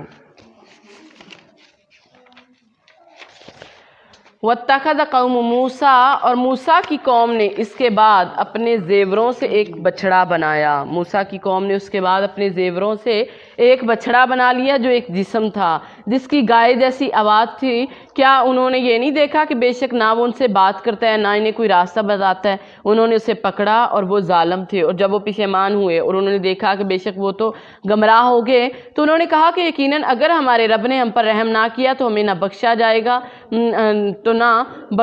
گا اور ہم ضرور خسارہ پانے والے میں سے ہو جائیں گے۔ خسارہ پانے والوں میں سے جب انہوں نے وہ بچڑے کو پوجنا شروع کر دیا۔ وَلَمَّا رَجَعَ مُوسَىٰ، اور جب موسیٰ علیہ السلام لوٹے تو لوٹے غصے سے بھرے ہوئے اور افسوس کرتے ہوئے اپنی قوم کی طرف واپس آئے، اور اس نے کہا کہ میں بری ہوں جو تم میرے بعد میری جانشینی کی، لیکن تم نے اپنے رب کے حکم سے جلدی کی تھی، اور اس نے تختیاں پھینک دیں۔ اللہ رب العزت نے فرمایا تھا کہ ان کو مضبوطی سے پکڑنا، ان کو پکڑ لینا، لیکن انہوں نے کیا کیا؟ ان تختیوں کو پھینک دیا غصے کی وجہ سے۔ تو اکثر وہ غصہ، اس لیے غصے سے منع کیا گیا ہے کہ غصہ نہ کرو، کیونکہ غصے کے اندر انسان کو اپنے اوپر کنٹرول نہیں رہتا، پتہ نہیں چلتا اس کو وہ کیا کر رہا ہے۔ تو اس لیے غصے کے وقت وہ تحمل رکھنا چاہیے۔ تو موسیٰ علیہ السلام نے غصے میں آئے اور تختیاں ہی پھینکی، اور تختیاں پھینکی اور اپنے بھائی کے سر کو پکڑ لیا، موسیٰ علیہ السلام نے حضرت ہارون علیہ السلام کے سر کو پکڑ لیا، بالوں سے پکڑا اور کھینچنے لگے اپنی طرف، اور اس نے کہا ہے میری ماں کے بیٹے، بے شک ان لوگوں نے مجھے کمزور سمجھا اور قریب تھا کہ وہ مجھے قتل کر دیتے، اور سو دشمنوں کو خوش نہ کرو اور مجھے ظالم لوگ جو ہیں لوگوں کے ساتھ شامل نہ کرو۔ حضرت ہارون علیہ السلام نے کہا قال رب اغفر لی، اے اللہ مجھے بخش دے، مجھے اور میرے بھائی کو، اور ہمیں اپنی رحمت میں داخل کر لے، اور تو سب رحم کرنے والوں سے زیادہ رحم کرنے والا ہے۔ تو پہلے غصہ آ گیا جلد بازی میں، اس لیے جلد بازی کسی بھی کام میں نہیں ہونی چاہیے، کیونکہ یہ اکثر انسان کو فتنے میں مبتلا کر دیتی ہے۔ یعنی جلد بازی کسی چیز کا وقت آنے سے پہلے ہی اس کی طرف چلے جانا، یعنی کیونکہ جو بھی چیز ہے ایک بات ذہن میں رکھیے کہ جو بھی وقت ہے وہ اللہ رب العزت نے مقرر کیا ہوا ہے۔ جب وقت مقرر ہے تو پریشانی کس وجہ سے؟ تو اس لیے پریشانی نہیں ہونی چاہیے۔ نبی صلی اللہ علیہ وسلم نے فرمایا تحمل مزاجی جو ہے وہ اللہ کی طرف سے ہے، اور جلد بازی جو ہے وہ فرمایا شیطان کی طرف سے ہے۔ اور اللہ کے نبی صلی اللہ علیہ وسلم نے فرمایا اعمال میں سے سب سے افضل عمل جو ہے وہ نماز کو اس کے وقت پر ادا کرنا، اور نہ ہی جلد بازی اچھی ہے اور نہ ہی تاخیر اچھی ہے، یعنی اول وقت میں کام کرنا پسندیدہ ہے اور اس کا زیادہ تاخیر کرنی وہ صحیح نہیں ہے، اس لیے جلد بازی نہیں کرنی اول وقت میں۔ اب موسیٰ علیہ السلام نے تختیاں پھینکی اپنے بھائی کو، غصے کی حالت میں بھائی کے بال بھی نوچے، ان کو پکڑ لیا، تو جیسے ہی بھائی نے بات کی تو ویسے ہی وہ پگھل گئے۔ یعنی اس سے یہ بھی پتہ چلتا ہے کیونکہ مومن جو ہوتا ہے اس کا حال یہی ہونا چاہیے، یہ نہیں کہ غصہ آ جائے، غصہ آتا ہے فطرتی، لیکن ساتھ میں یہ بھی بتا دیا کیونکہ ناجائز چیز کو دیکھ کے مومن کو ہی غصہ آتا ہے، مومن کو ہمیشہ ناجائز چیز کو دیکھ کے غصہ آتا ہے۔ تو اب یہ نہیں کہ غصہ آئے اور پھر اس غصے کو چھوڑنا ہی نہیں، تو موسیٰ علیہ السلام کے طریقے سے ہمیں سمجھایا جا رہا ہے جب غصہ آ جائے جتنی جلدی آیا اتنی جلدی جانا بھی چاہیے۔ غصہ آیا جیسے ہی بھائی نے کہا کہ میرے بھائی یہ بات تھی جس وجہ سے، کیونکہ انہوں نے تو مجھے قتل ہی کر دینا تھا، میں نے ان کو بڑا سمجھایا، فوری غصہ چلا گیا اور ساتھ ہی اللہ سے معافی مانگنے لگ گئے، فوری غصہ ختم ہو گیا اور اللہ سے اپنے اور اپنے بھائی کے لیے معافی مانگی۔ ان الذین اتخذوا العجل، بے شک جن لوگوں نے بچڑے کو پکڑا، عنقریب انہیں ان کے رب کی طرف سے بڑا غضب پہنچے گا اور بڑی رسوائی دنیا کی زندگی میں، اور ہم جھوٹ باندھنے والے کو اسی طرح بدلہ دیتے ہیں جو جھوٹ باندھتے ہیں۔ اور جن لوگوں نے برے اعمال کیے پھر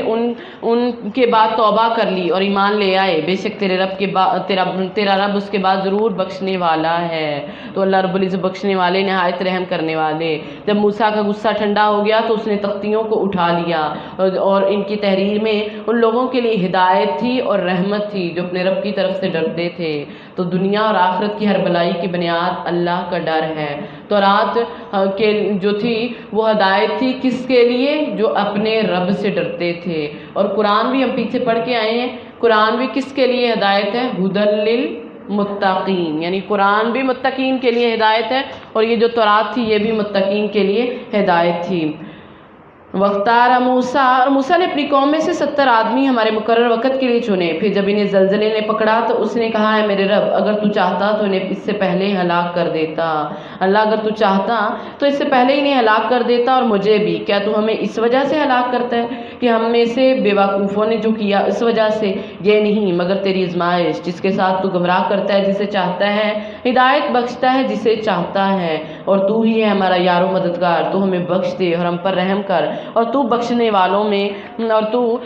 والوں میں سے سب سے بہتر ہے۔ تو کبھی کبھی آزمائشوں پہ انسان کو محتاط رہنا چاہیے، یعنی کوئی بھی بات منہ سے نہیں نکلنی چاہیے۔ اب دیکھیں آزمائش آئی ہے، سمجھ بھی گئے ہیں کہ یہ اللہ کی آزمائش ہے، اور ساتھ ہی کیا کہتے ہیں انت ولینا فاغفر لنا ورحمنا وانت خیر الغافرین۔ تو ان کلمات کو انڈر لائن کر لیا کریں جو دعائی کلمات ہوتے ہیں، کہ ہم لوگ اگر کبھی ایسے ہو جائے تو آزمائش میں محتاط رہنا ہے، منہ سے کوئی ایسی بات نہ نکلے، کیونکہ کبھی کبھی آزمائش جو ہے نا وہ ایسی زبان سے بات نکلے انسان کے لیے، یعنی آزمائش کے اندر وہ اللہ رب العزت کو تھامتا ہے حوصلے کے ساتھ، اللہ رب العزت کی طرف آتا ہے اور کوئی کلمہ شکر کے علاوہ کوئی گلہ کوئی شکوہ نہیں کرتا، تو ایسی حالات میں اس کے درجے بہت بلند کر دیے جاتے ہیں، اور کہتے ہیں یہ درجے اتنے بلند ہوتے ہیں یعنی پہاڑوں کی طرح بلند ہو جاتے ہیں۔ اور کبھی کبھی آزمائش تکلیف کے اندر انسان کے منہ سے ایسا کچھ نکلتا ہے کہ جو اس کی نیکیاں ہوتی ہیں نا وہ بھی برباد کر دی جاتی ہیں۔ تو اس لیے آزمائش میں ہم نے اگر کوئی پریشانی آ جائے، آزمائش آ جائے، تو محتاط رہنا ہے کہ کبھی ہمارے اوپر ایسا نہ ہو جائے۔ وَاکْتُبْ لَنَا فِي هَذِهِ الدُّنْيَا، اور ہمارے لیے اس دنیا میں بلائی لکھ دے اور آخرت میں بھی، بے شک ہم نے تیری طرف رجوع کیا، فرمایا میرا عذاب میں اسے پہنچاتا ہوں جسے چاہتا ہوں، اور میری رحمت نے ہر چیز کو گھیر رکھا ہے، سو میں اسے ان لوگوں کے لیے ضرور لکھ دوں گا جو ڈرتے ہیں اور زکوٰۃ دیتے ہیں اور ہماری آیات پر ایمان لاتے۔ تو اللہ کی رحمت کن لوگوں کے لیے؟ جو اللہ سے ڈرتے ہیں اور جو زکوٰۃ دیتے اور جو اللہ کی آیات پر ایمان لاتے۔ تو اگر ہم نے بھی اللہ کی رحمت لینی ہے تو یہ 3 کام اپنے اندر کرنے، نمبر 1 اللہ کا ڈر، نمبر 2 زکوٰۃ دینی، اور نمبر 3 اللہ کی آیات پر ایمان لانا۔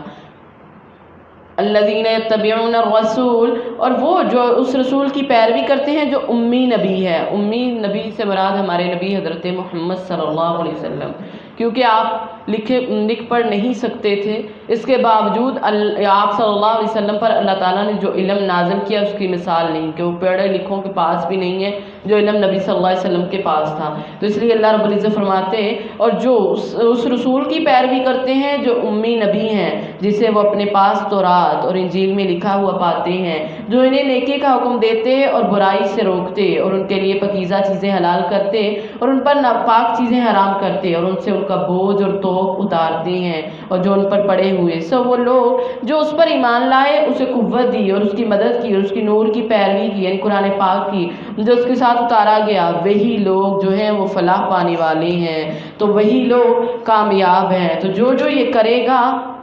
اللہ رب العزت کی ذات نے یہاں پہ نبی صلی اللہ علیہ وسلم کی خوبیاں بیان کرتی ہیں، آقا علیہ السلام کی صفات جو تورات اور انجیل کے اندر ملتی، کہ نہ تو اللہ کے نبی سخت ہیں، نہ یعنی برائی کا بدلہ برائی سے دینے والے نہیں ہیں، آقا علیہ السلام کی صفات ان کو بیان کی جا رہی ہیں، تو فرمایا اللہ کے نبی صلی اللہ علیہ وسلم اپنی امت کے لیے آسانیاں لے کے آتے تھے، اپنی امت کے لیے کوئی بھی مشکل نہیں کی آپ نے، آپ آسانی دینے والے تھے، اور آپ نے نیکی کا حکم، برائی سے روکا، حلال بھی واضح حرام بھی واضح، بوجھ جو تنگی کے بوجھ تھے ان کو اتار کے پھینک دیا، کیونکہ اللہ کے نبی صلی اللہ علیہ وسلم فرماتے اگر میری امت پر مشقت نہ ہوتی تو میں ہر نماز کے وقت وضو کرنے کا حکم دیتا، یعنی میں کہتا کہ ہر نماز کے لیے تازہ وضو کرو، تو اگر وضو ہے تو ایک ہی وضو سے کئی نمازیں بھی پڑھ سکتے ہیں، یعنی یہ گنجائش دی گئی ہے، اور فرمایا اگر امت پہ مشقت نہ ہوتی تو میں کہتا کہ ہر نماز سے تازہ وضو کرو۔ سردیوں میں اکثر چھوٹے چھوٹے سے دن ہوتے ہیں، تو ظہر کا کیا ساتھ میں ہم جو ہے وہ عصر بھی پڑھ لیتے ہیں، مغرب کا کیا تو ساتھ میں عشاء بھی پڑھ لیتے ہیں، تو یہ فرمایا اگر تنگی نہ ہوتی تو میں کہتا، دیکھیں امت کے لیے مشقت کا جو بوجھ ہے وہ ڈالنا نہیں چاہتے اللہ کے نبی صلی اللہ علیہ وسلم، مسواک کو پسند کرتے ہیں، لیکن مسواک کہتے دل کرتا ہے کہ ہر وضو کے ساتھ ہر نماز کے ساتھ مسواک کروں، لیکن کرتے کیوں نہیں ہیں، کیوں چھوڑتے ہیں اندر کہ کہیں میرے امت پر جو ہے یہ اللہ فرض نہ کر دے، یعنی وضو کے لیے یہ شرط نہ ہو جائے کہ مسواک بھی کرے۔ ظاہری بات ہے ایک ویسے وضو کرنا آسان ہے، اور اگر کسی کو ہر وضو کے لیے مسواک کرنی پڑے تو کتنا اس کے لیے مشکل ہو جائے گا، تو اس لیے یہ مشکل ہے۔ تو اللہ رب العزت کی ذات جو ہے وہ بتا رہی اور فرمایا یہی لوگ جو ہیں وہ کامیاب ہیں، جو نبی صلی اللہ علیہ وسلم جو کچھ لے کے آئے ان کے پیچھے چلنے والے۔ قل کہہ دیجئے یا ایھا الناس، اے لوگو بے شک میں تم میں سب کی طرف رسول ہوں، یعنی نبی صلی اللہ علیہ وسلم ہر انسان کے لیے رسول ہیں۔ اور آقا علیہ السلام نے فرمایا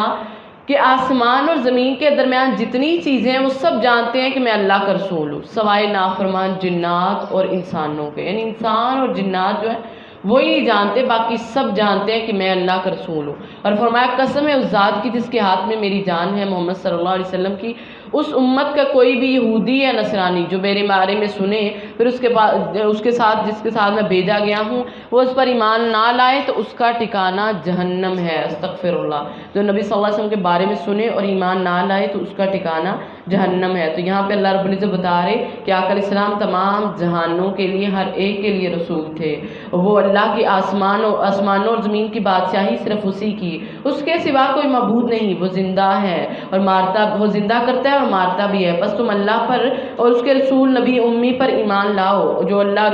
اس کی باتوں پر ایمان رکھتا ہے اور اس کی پیروی کرو تاکہ تم ہدایت پاؤ، تو نبی کی طرف آؤ تو ہدایت پاؤ۔ آقا علیہ السلام فرمایا کرتے تھے کہ میں ہر نبی صرف ایک قوم کی طرف بھیجا گیا، لیکن میں تمام لوگوں کی طرف، ہر گورے اور کالے کی طرف میں بھیجا گیا ہوں، تو میں تمام لوگوں کی طرف، اور مجھ پر انبیاء کا سلسلہ جو ہے وہ ختم کر دیا گیا ہے۔ وَمِن قَوْمِ مُوسیٰ، اور موسیٰ علیہ السلام کی قوم میں سے کچھ لوگ جو حق کے ساتھ رہنمائی کرتے اور اسی کے ساتھ انصاف کرتے، تو جو اچھا ہوتا ہے وہ کیا کرتا ہے؟ انصاف کرنے والا۔ وَقَطَعْنَاهُمْ، اور ہم نے انہیں 12 قبیلوں میں تقسیم کر دیا، جو کئی گروہ تھے، اور ہم نے موسیٰ کی طرف وحی کی جب اس کی قوم نے اس سے پانی مانگا کہ اپنی لاٹھی اس پتھر پر مارو، اپنی لاٹھی مارو اس پتھر پر، تو اس میں سے 12 چشمے نکل آئیں گے، 12 چشمے اس میں سے پھوٹ پڑیں گے، تو بے شک سب لوگوں نے اپنی پانی پینے کی جگہ جان لی، اور ہم نے ان پر بادل کا سایہ کیا اور ان پر من اور سلوہ اتارا، کھاؤ ان پاک پکیزہ چیزوں میں سے جو ہم نے تمہیں عطا کی، اور انہوں نے ہم پر ظلم نہیں کیا لیکن وہ اپنے آپ پر ہی ظلم کرتے تھے، یعنی انہوں نے ظلم نہیں کیا مگر وہ اپنے آپ پر خود ظلم کرنے والے ہیں۔ تو اللہ رب العزت ان پہ اللہ رب العزت نے بڑا فضل کیا لیکن وہ بھول گئے۔ وَإِذْ قِيلَ لَهُمُ اسْكُنُوا، اور جب ان سے کہا گیا کہ اس بستی میں رہو اور اس میں سے جہاں سے کھاؤ پیو چاہو جہاں سے مرضی، اور کہو کہ بخش دے، اور دروازے میں سجدہ کرتے ہوئے داخل ہو جاؤ، اور تو ہم تمہارے لیے تمہاری خطائیں معاف کر دیں گے، ان قریب ہم نیکی کرنے والوں کو بہت زیادہ دیں گے۔ تو ان میں سے جنہوں نے ظلم کیا انہوں نے اس بات کو اس کے خلاف بدل دیا جو ان سے کہی گئی تھی، تو ہم نے ان پر آسمان سے ایک عذاب بھیجا اس وجہ سے کہ وہ ظالم ہیں، تو اللہ رب العزت کی طرف سے ان کے اوپر عذاب بھیجا۔ یعنی اللہ کا فضل جو ہوتا ہے نا وہ صرف غلطیاں ہی معاف نہیں کرتا بلکہ اس کے ساتھ انعام بھی آتے ہیں، اگر کوئی انسان سچے دل سے اللہ رب العزت کو مان لے، لیکن انہوں نے کیا کیا؟ مانا نہیں بلکہ اس بات کو بدلا تو اللہ رب العزت نے ان کے اوپر پھر عذاب بھیج دیا۔ وَاسْأَلْهُمْ، اور ان سے اس بستی کے بارے میں پوچھ جو سمندر کے کنارے پر تھی، جب وہ ہفتے کے دن میں حد سے گزرنے والے تھے، تو حد سے گزرنے والے ان سے ان کے بارے میں پوچھو، وہ حد سے تجاوز کرتے جب ان کی مچھلیاں ان کے ہفتے کے دن سر اٹھائے ہوئے ان کے پاس آتی، اور جس دن ان کا ہفتہ نہ ہوتا تو وہ ان کے پاس نہ آتی تھیں۔ اسی طرح ہم نے ان کو آزمایا اس وجہ سے کہ وہ نافرمانی کرتے تھے، یعنی اللہ رب العزت کی آزمائش کبھی کبھی ایسے بھی ہوتی ہے کہ دے کے آزماتے ہیں اور کبھی لے کے آزماتے ہیں، تو نعمت کا اگر اللہ رب العزت نے دیا ہے تب بھی شکر کریں، نہیں دیا تب بھی، تو ہمیں ہر وقت اللہ رب العزت کا شکر کرتے رہنا چاہیے، اور یہ آزمائش بھی ہوتی ہے۔ وَإِذْ قَالَتْ أُمَّةٌ، اور جب ان میں سے ایک گروہ نے کہا تم ایسے لوگوں کو کیوں نصیحت کرتے ہو جنہیں اللہ ہلاک کرنے والے ہیں یا انہیں عذاب دینے والے، بہت سخت عذاب۔ انہوں نے کہا ہم تمہارے رب کے سامنے عذر کرنے والوں کے لیے اور اس لیے کہ شاید وہ ڈر جائیں، پھر جب وہ اس بات کو بھول گئے جس کی انہیں نصیحت کی گئی تو ہم نے ان لوگوں کو بچا لیا جو برائی سے منع کرتے تھے، اور ان کو سخت عذاب نے پکڑ لیا، انہوں نے ظلم کیا تھا اس وجہ سے کہ وہ نافرمانی کرتے تھے۔ تو یاد رکھیں جب بھی کوئی قوم اللہ کا حکم نہیں مانتی تو اللہ اس کو پکڑ لیتے ہیں، اس لیے اس میں ہمارے لیے بھی سبق ہے کہ نیکی کا حکم دینا چاہیے، برائی سے روکنا چاہیے، اگر نہیں روکیں گے تو اللہ رب العزت کی جو ہے وہ پکڑ آ جائے گی۔ اللہ کے نبی صلی اللہ علیہ وسلم نے فرمایا تھا کہ تم میں سے کوئی جتنی بھی طاقت رکھتا ہے، یعنی برائی سے روکے، ہاتھ سے بدلے اس برائی کو، ہاتھ سے نہیں بدل سکتے تو پھر اگر طاقت ہے تو زبان سے، زبان کی بھی نہیں تو پھر کم سے کم دل میں برا کہہ دو، تو دل میں برا سب سے ہلکا جو ہے وہ درجہ ایمان کا۔ فلما آتوا، اور پھر جب وہ اس بات میں حد سے بڑھ گئے جس سے انہیں منع کیا گیا تو ہم نے انہیں ذلیل بندر بنا دیا، تو بنی اسرائیلیوں کو یہ بندر بنایا کیونکہ وہ حد سے بڑھ گئے، جب کوئی حد سے بڑھتا ہے تو اللہ رب العزت کی ذات جو ہے ان کو پکڑ لیتی ہے۔ وَإِسْتَأْذَنَ رَبُّكَ، اور جب تیرے رب نے صاف اعلان کر دیا کہ وہ قیامت کے دن تک اس پر ایسا شخص ضرور بھیجتا رہے گا جو انہیں برا عذاب دے، بے شک تیرا رب یقیناً بہت جلد سزا دینے والا ہے، اور بے شک یقیناً وہ بے حد بخشنے والا، نہایت مہربان ہے، نہایت رحم کرنے والا ہے۔ وَقَطَعْنَاهُمْ فِي الْأَرْضِ، اور ہم نے انہیں زمین میں مختلف گروہوں میں ٹکڑے ٹکڑے کر دیا، انہی میں سے کچھ نیک تھے اور ان میں سے کچھ اس کے علاوہ تھے، اور ہم نے اچھے حالات اور برے حالات کے ساتھ ان کی آزمائش کی تاکہ وہ باز آ جائیں، تو کبھی کبھی اچھے حالات اور کبھی کبھی برے حالات، اور امتحان جو ہے وہ ہر طبقے کا ہوتا ہے، نیک بھی آزمائے جاتے ہیں اور بد بھی آزمائے جاتے ہیں، اس لیے ہر حالت میں اپنا محاسبہ کرنا چاہیے کہ اس حال میں میں کہیں اللہ کی نافرمانی تو نہیں کر رہی، یعنی اگر مجھے اللہ نے نیک بنایا ہے، اگر میں نیک ہوں، اگر میرے پاس آسائشیں ہیں تو کہیں میں اللہ رب العزت کی نافرمانی نہ کر رہی ہوں، یا پھر اگر میں گناہ میں بد ہوں تو نافرمانی میں یعنی میں کتنی نافرمانی کر رہی ہوں، کہیں اللہ رب العزت کی وجہ سے کو میں بھول تو نہیں گئی، غفلت میں تو نہیں آ گئی۔ تو اس لیے کبھی بھی حالات کا بہانہ نہ بنایا کریں کہ میرے ساتھ یہ حالات ہے اس وجہ سے میں نے یہ نہیں کیا، کیونکہ ہر حال میں اللہ رب العزت انسان کو آزما رہے ہوتے ہیں۔ فخلف من بعدہم خلف، اور پھر ان کے بعد ان کی جگہ نالائق جانشین آئے جو کتاب کے وارث بنے، اور وہ اس حقیر دنیا کا سامان لیتے ہیں اور کہتے ہیں کہ ہمیں ضرور بخش دیا جائے گا، اگر ان کے پاس اس جیسا اور سامان آ جائے تو اسے بھی لے لیں، کہ ان پر کتاب کا عہد نہیں لیا گیا، اس پر حق کے سوا کچھ نہ کہیں گے، اور انہوں نے جو کچھ اس میں ہے پڑھ لیا، اور آخری گھر ان لوگوں کے لیے بہتر ہے جو ڈرتے ہیں۔ تو کیا تم نہیں سمجھتے، یعنی آخری گھر جو ہے وہ انہی کے لیے بہتر ہے، آخری یعنی جنت ان کے لیے جو ڈرتے ہیں، تو کیا تم نہیں سمجھتے؟ اور جو لوگ کتاب کو مضبوطی سے پکڑتے ہیں انہوں نے نماز کی قائم کی، یقیناً ہم اصلاح جو ہے کہ ان کی کرنے والے ہیں، ہم اصلاح کرنے والوں کا اجر ضائع نہیں کرتے، یعنی جو کتاب کو تھام لیتے ہیں، کتاب کو پکڑ لیتے ہیں، نماز قائم کرتے ہیں، اللہ فرماتے ایسے نیک لوگوں کا اجر جو ہے ہم ضائع نہیں کرتے۔ ہم کیسے کہہ سکتے ہیں کہ ہم نماز بھی پڑھتے ہیں اور ہمیں اس کا اجر نہیں ملتا؟ آپ لوگ دیکھا کریں، ڈائریکٹ انڈائریکٹ میں مل رہا ہوتا ہے، کبھی کبھی تو سامنے ہمیں نظر آ رہا ہے، کبھی کبھی اللہ رب العزت کسی پریشانی مصیبت سے وقتی طور پہ ہمیں اندازہ نہیں ہوتا، لیکن بعد میں جب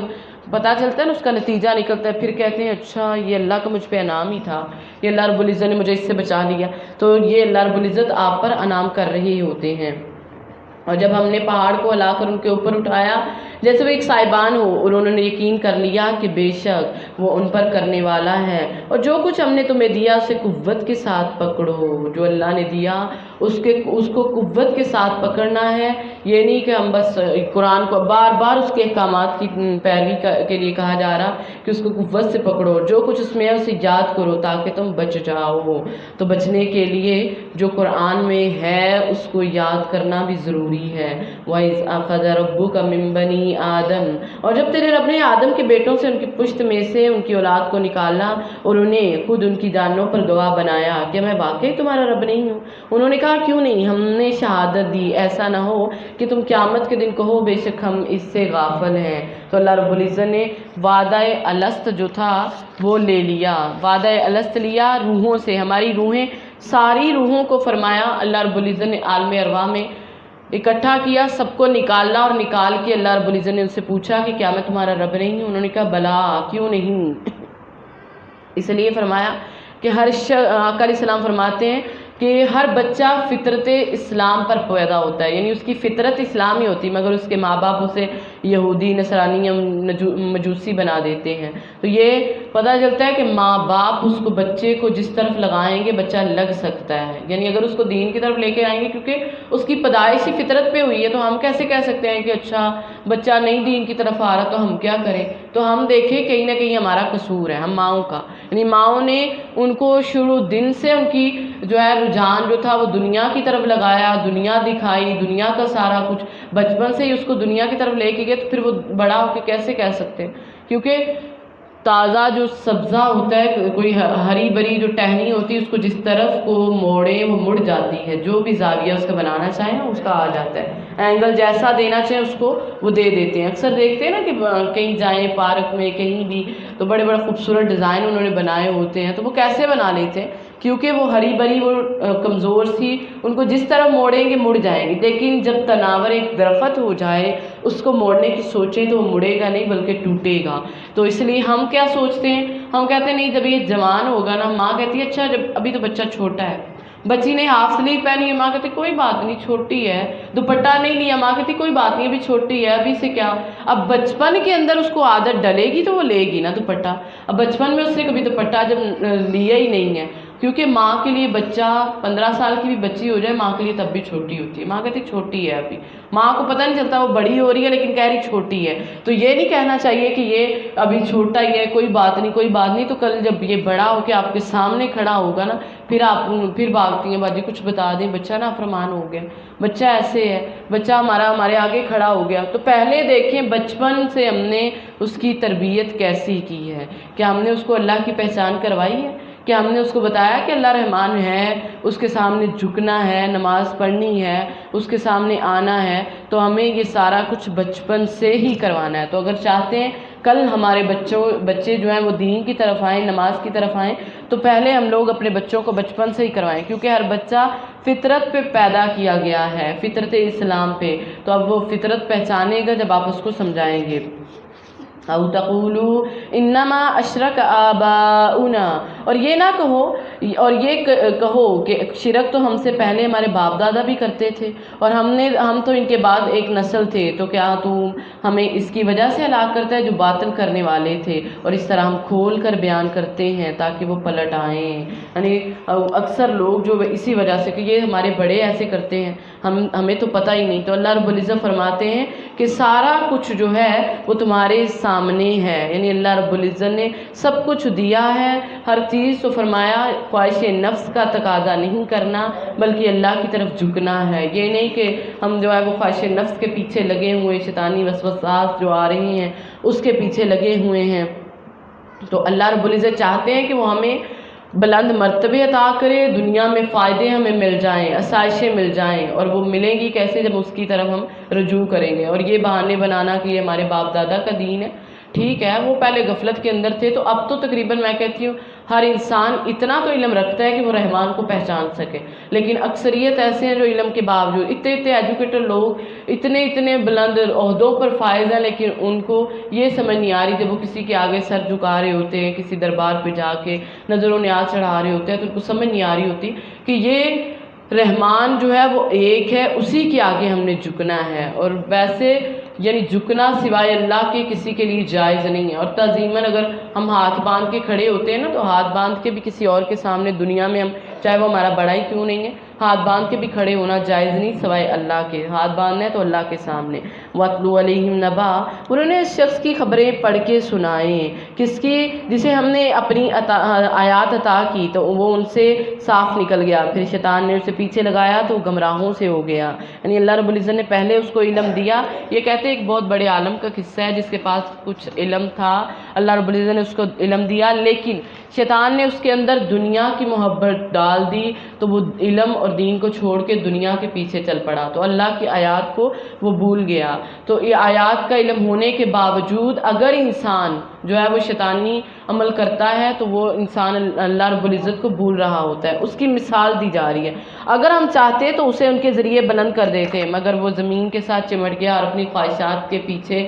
لگ گیا، تو اس کی مثال کتے کی مثال کی طرح ہے۔ استغفر اللہ، جو خواہشات کے پیچھے لگے ہوئے، اس کی مثال کتے کی طرح ہے۔ اگر تو اس پر حملہ کرے تو زبان نکالے ہانپتا ہے، یا اسے چھوڑ دے تو بھی زبان نکالے ہوئے ہے۔ یہ ان لوگوں کی مثال جنہوں نے ہماری آیات کو جھٹلایا، سو تو یہ بیان سنا دے تاکہ وہ غور و فکر کریں۔ برے ہیں وہ لوگ، مثال کی روح سے، جنہوں نے ہماری آیات کو جھٹلایا، وہ برے ہیں اور اپنی ہی جانوں پر ظلم کر رہے۔ تو وہ انسان جو علم کے باوجود، اس کو پتہ بھی ہے رحمان ہے، جھکنا ہے تو اس کے سامنے، یہ نہیں کہ اس کے لیے بہت لمبا چوڑا ہو، یعنی معرفت کا علم ہونے کے باوجود شیطان کے پیچھے چلتا ہے، وسوسوں کے پیچھے، خواہش نفس کے پیچھے، تو اس کی مثال اللہ نے کس سے دی ہے؟ کتے سے دی ہے۔ استغفر اللہ، یعنی کتے پہ آپ حملہ کریں گے تب بھی وہ ہانپتا ہوگا، اور اگر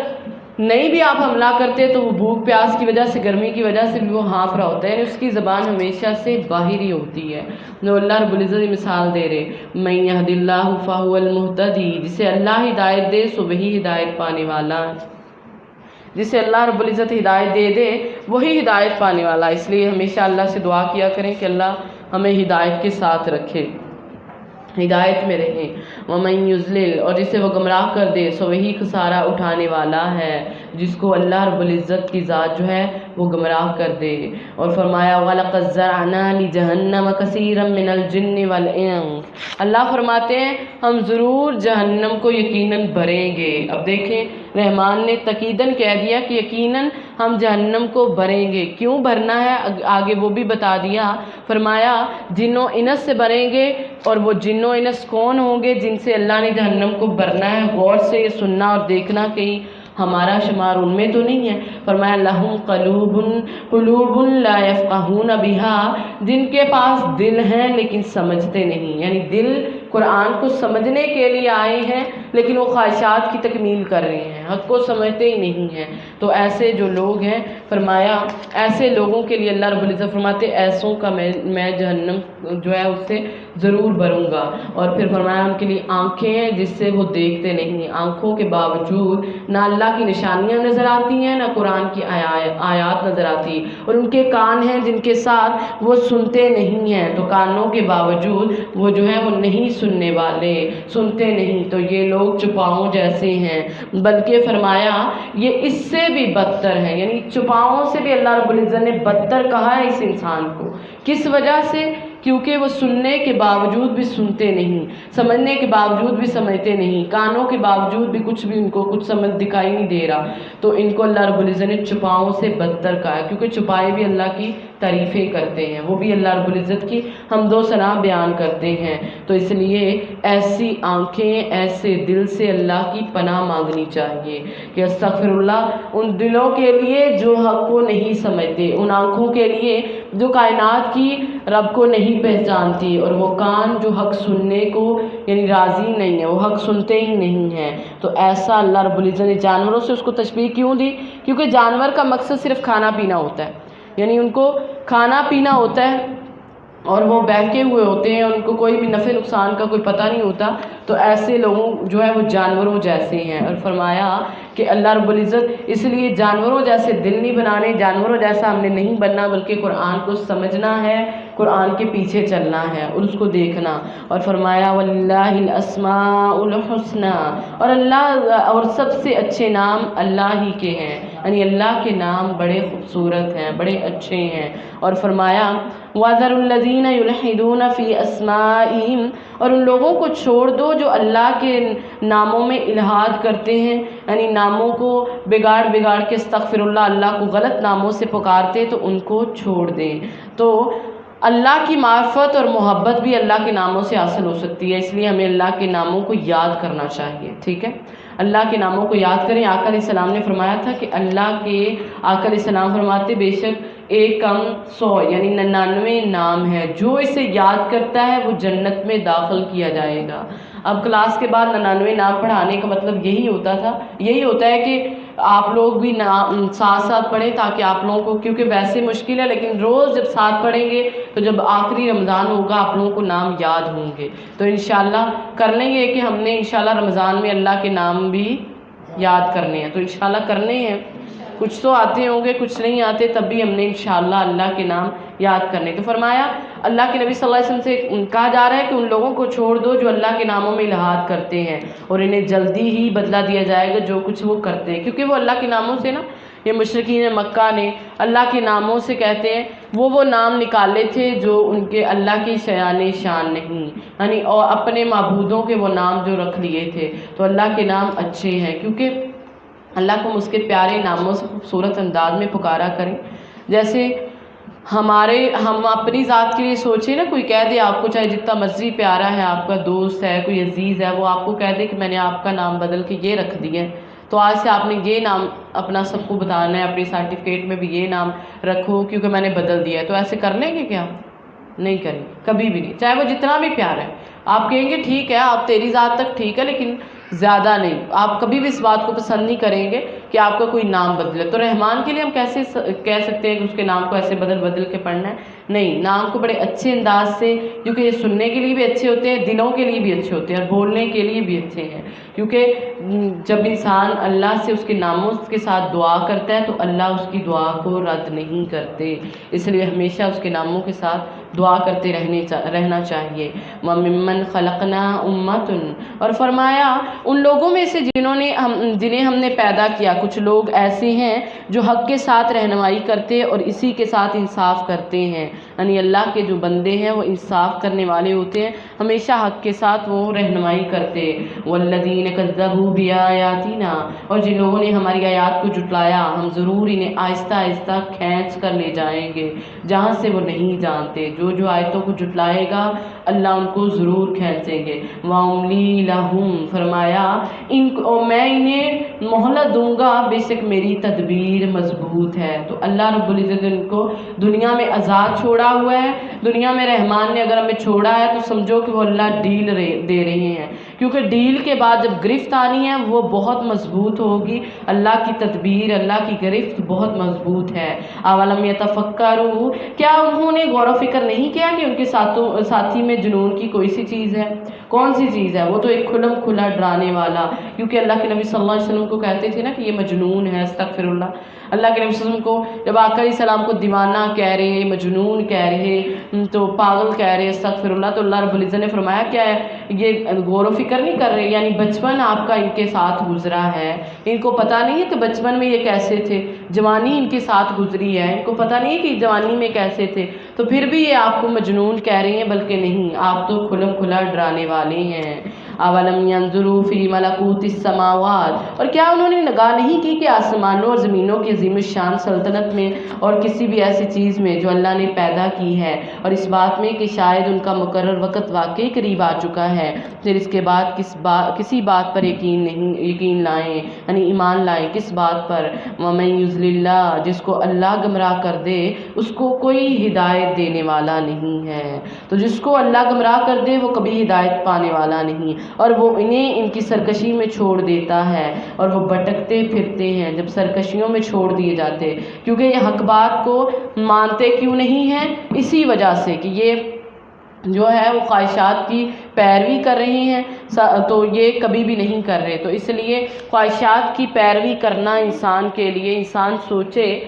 کہ اگر ہمارے ساتھ کوئی معاملہ ہو جائے نا تو ہم دنیا کے ساتھ تو لڑ لیتے ہیں، تو کیا اپنے نفس سے نہیں لڑ سکتے؟ ہم اپنے آپ کو بڑا قوی سمجھتے ہیں، بڑے طاقتور سمجھتے ہیں، تو کبھی کبھی اپنے نفس سے بھی لڑنا چاہیے۔ یسألونک عن الساعۃ، وہ تجھ سے قیامت کے بارے میں پوچھتے ہیں، اس کا قیام کب ہوگا؟ کہہ دے اس کا علم تو میرے رب کے پاس ہے، اسے اس کے وقت پر اس کے سوا کوئی ظاہر نہیں کرے گا۔ وہ آسمانوں اور زمین میں بھاری واقعہ ہوگی قیامت، آسمانوں اور زمین میں تم پر اچانک ہی آئے گی، تو اس سے پوچھتے ہیں جیسے تو اس کے بارے میں خوب تحقیق کرنے والا، کہہ دے اس کا علم تو اللہ ہی کے پاس ہے، مگر اکثر لوگ جانتے نہیں ہیں، کیونکہ قیامت اچانک آنی ہے، کسی کو پتہ بھی نہیں چلنا کہ کب قیامت آ جائے گی۔ اللہ کے نبی صلی اللہ علیہ وسلم نے فرمایا کہ جب سور پھونکا جائے گا تو ہر شخص اسے سنے گا اور ایک طرف سے گردن جھکا دے گا، سور کا پھونکنا، اور فرمایا دوسری دفعہ جب پھونکا جائے گا سب سے پہلے اسے وہ آدمی سنے گا جو اپنے اونٹوں کا حوض درست کر رہا ہوگا، وہ سنتے ہی بے ہوش ہو جائے گا اور لوگ بھی بے ہوش ہو جائیں گے۔ حضرت ابو ہریرہ رضی اللہ عنہ فرماتے آقا علیہ السلام نے فرمایا قیامت اس طرح اچانک واقعہ ہو جائے گی کہ دو آدمیوں نے اپنے درمیان اپنا کپڑا پھیلا رکھا ہوگا اور وہ اس کی خرید و فروخت نہ کر سکیں گے اور نہ اس کو لپیٹ سکیں گے۔ یعنی کپڑا جیسے کوئی پھیلانے والا جائیں بازار شاپ پہ جاتے ہیں تو وہ دکاندار جب کپڑا پھیلاتا ہے دکھانے کے لیے تو وہ سمیٹ نہیں سکے گا، اتنی اچانک اس کی قیامت آ جائے گی، اس قدر اچانک۔ اور ایک آدمی فرمایا اپنی اونٹنی کا دودھ دو رہا ہوگا اور اسے پی نہیں سکے گا، اتنی اچانک قیامت آ جائے گی۔ اور فرمایا کھانے والا نوالا بنائے گا، ادھر اس نے نوالا بنایا، منہ کی طرف اٹھایا ہوگا، منہ کی طرف اٹھایا ہے لیکن اس کے منہ تک نہیں جائے گا کہ قیامت آ جائے گی، یعنی اتنی جلدی انسان کو پتہ بھی نہیں چلے گا۔ اور ہم بھی اسی میں ہے نا کہ ابھی کون سا قیامت آ گئی ہے، کوئی بات نہیں، کر لیں گے عمل۔ تو اللہ کے نبی صلی اللہ علیہ وسلم نے فرمایا تھا جس کی موت واقعہ ہوگی نا، جس پہ اس پہ قیامت آ گئی، کیونکہ موت آئی، عمل جو ہے وہ ختم ہو جانے ہیں، تو اس پہ اس کی قیامت آ گئی، تو اس لیے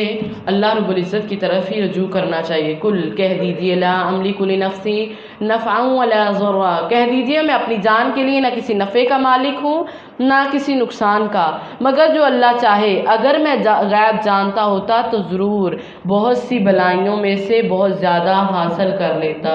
میں کہتی ہوں جو کہتے ہیں کہ اللہ کے نبی صلی اللہ علیہ وسلم غیب جانتے، وہ یہ کلمات خود ترجمہ پڑھیں کہ اللہ کے نبی صلی اللہ علیہ وسلم نے خود یہ بات کہی کہ اگر میں غیب جانتا ہوتا تو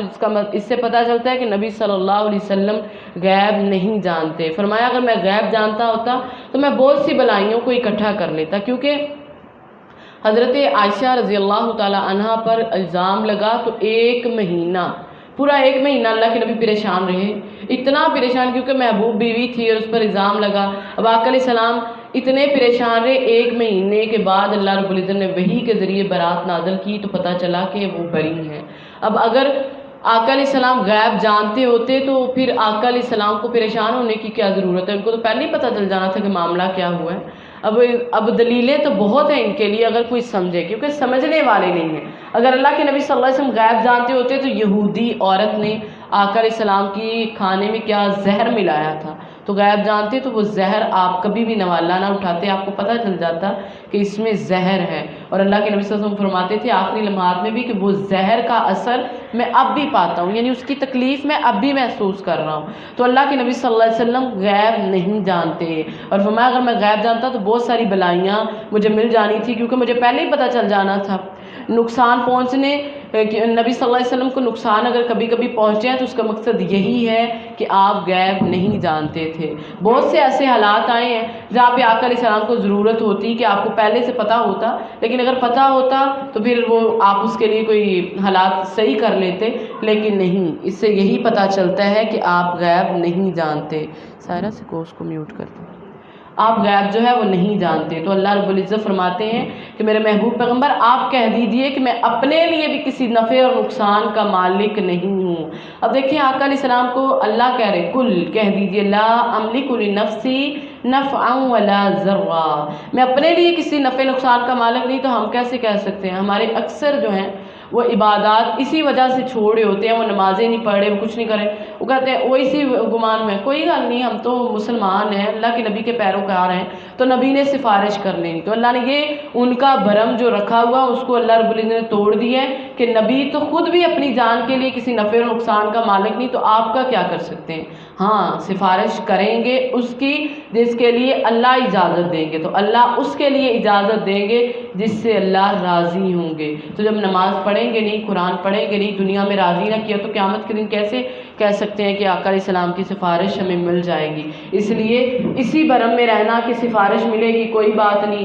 نہ عمل کریں نہ نیکیاں کریں کوئی بات نہیں، تو نہیں، اپنے آپ کو سیدھا کریں، قرآن کی طرف آئیں، رحمان کی کلام کو سنیں، اس کو پڑھیں، اس پہ عمل کرنے والے بنیں، اور ہاں کرو نیک اعمال کے ساتھ، وسیلوں کا حکم ہے ویسے نہیں۔ وسیلہ پکڑیں، نبی صلی اللہ علیہ وسلم قیامت کے دن ہماری سفارش کریں گے، لیکن پیچھے اب پڑھ کے آئے ہیں کہ نیک اعمال کے ساتھ، اب بد اعمال کے ساتھ ہم وسیلہ کسی قسم کا پکڑ نہیں سکتے۔ اور فرمایا کہ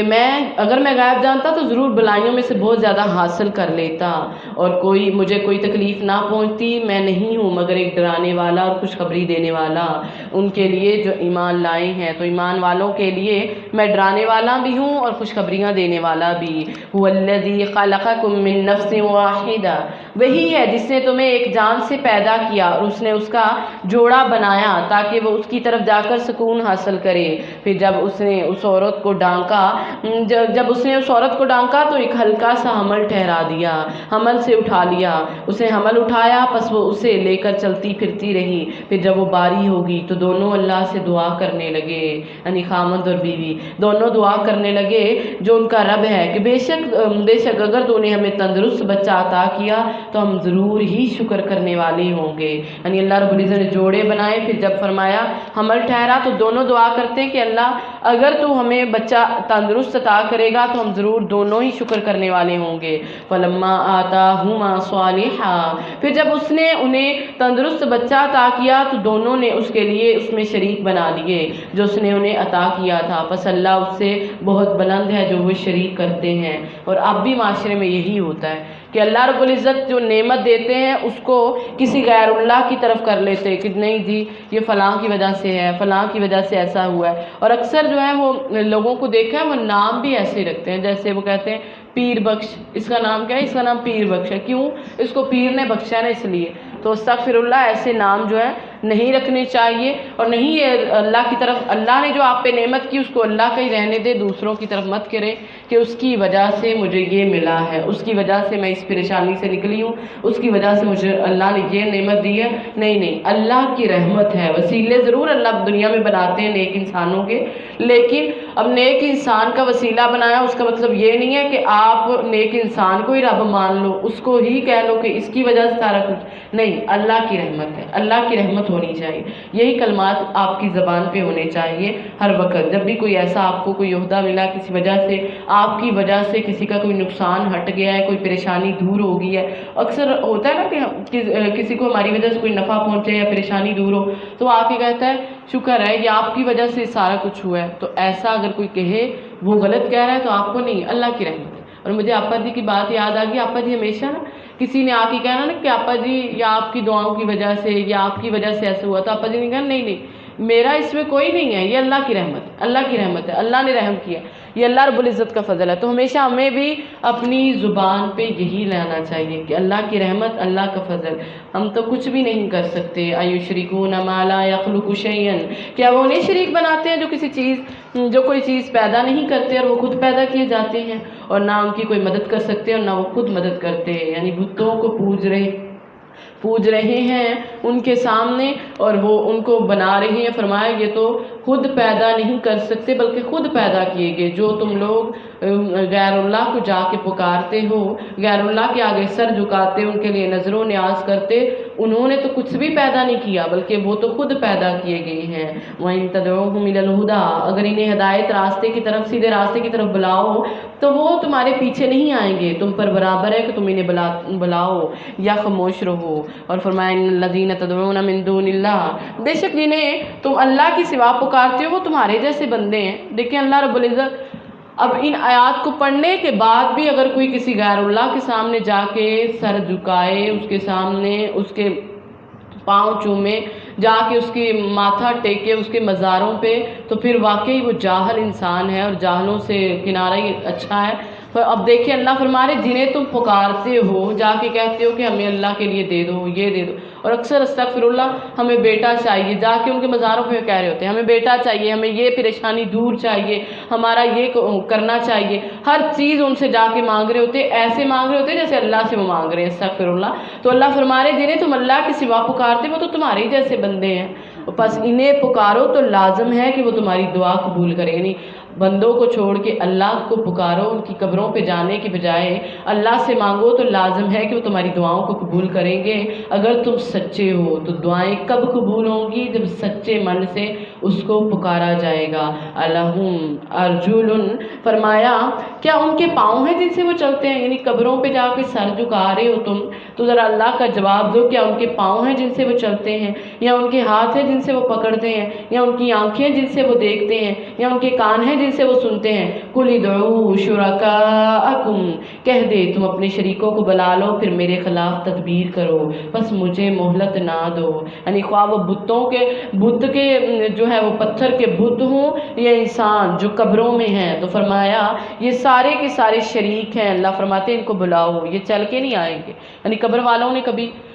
عقل مند کے لیے یہی کافی ہے کہ جب وہ قبر والوں کو جا کے کہتا ہے کہ مجھے کچھ چاہیے، مجھے یہ چاہیے، مجھے وہ چاہیے، تو سوچیں وہ ہمیں جواب دیتے ہیں کسی بات کا؟ نہیں، وہ تو بول نہیں سکتے، وہ تو ہماری دعاؤں کا خود محتاج ہیں، وہ تو ہمارے دعاؤں کے محتاج ہیں۔ آپ دیکھیں جو اتنا بڑا جس کو آپ مانتے ہیں جب وہ فوت ہوتا ہے تو وہ ہمارے رحم و کرم پہ، ہم اس کو غسل دیں، اس کو کفن دیں، اگر وہ اتنا اختیار رکھتا کہ ہمیں وہ بیٹے دے سکتا ہے، ہماری پریشانیاں دور کر سکتا ہے، ہمارے ہر مسئلہ حل کر سکتا ہے، تو پھر وہ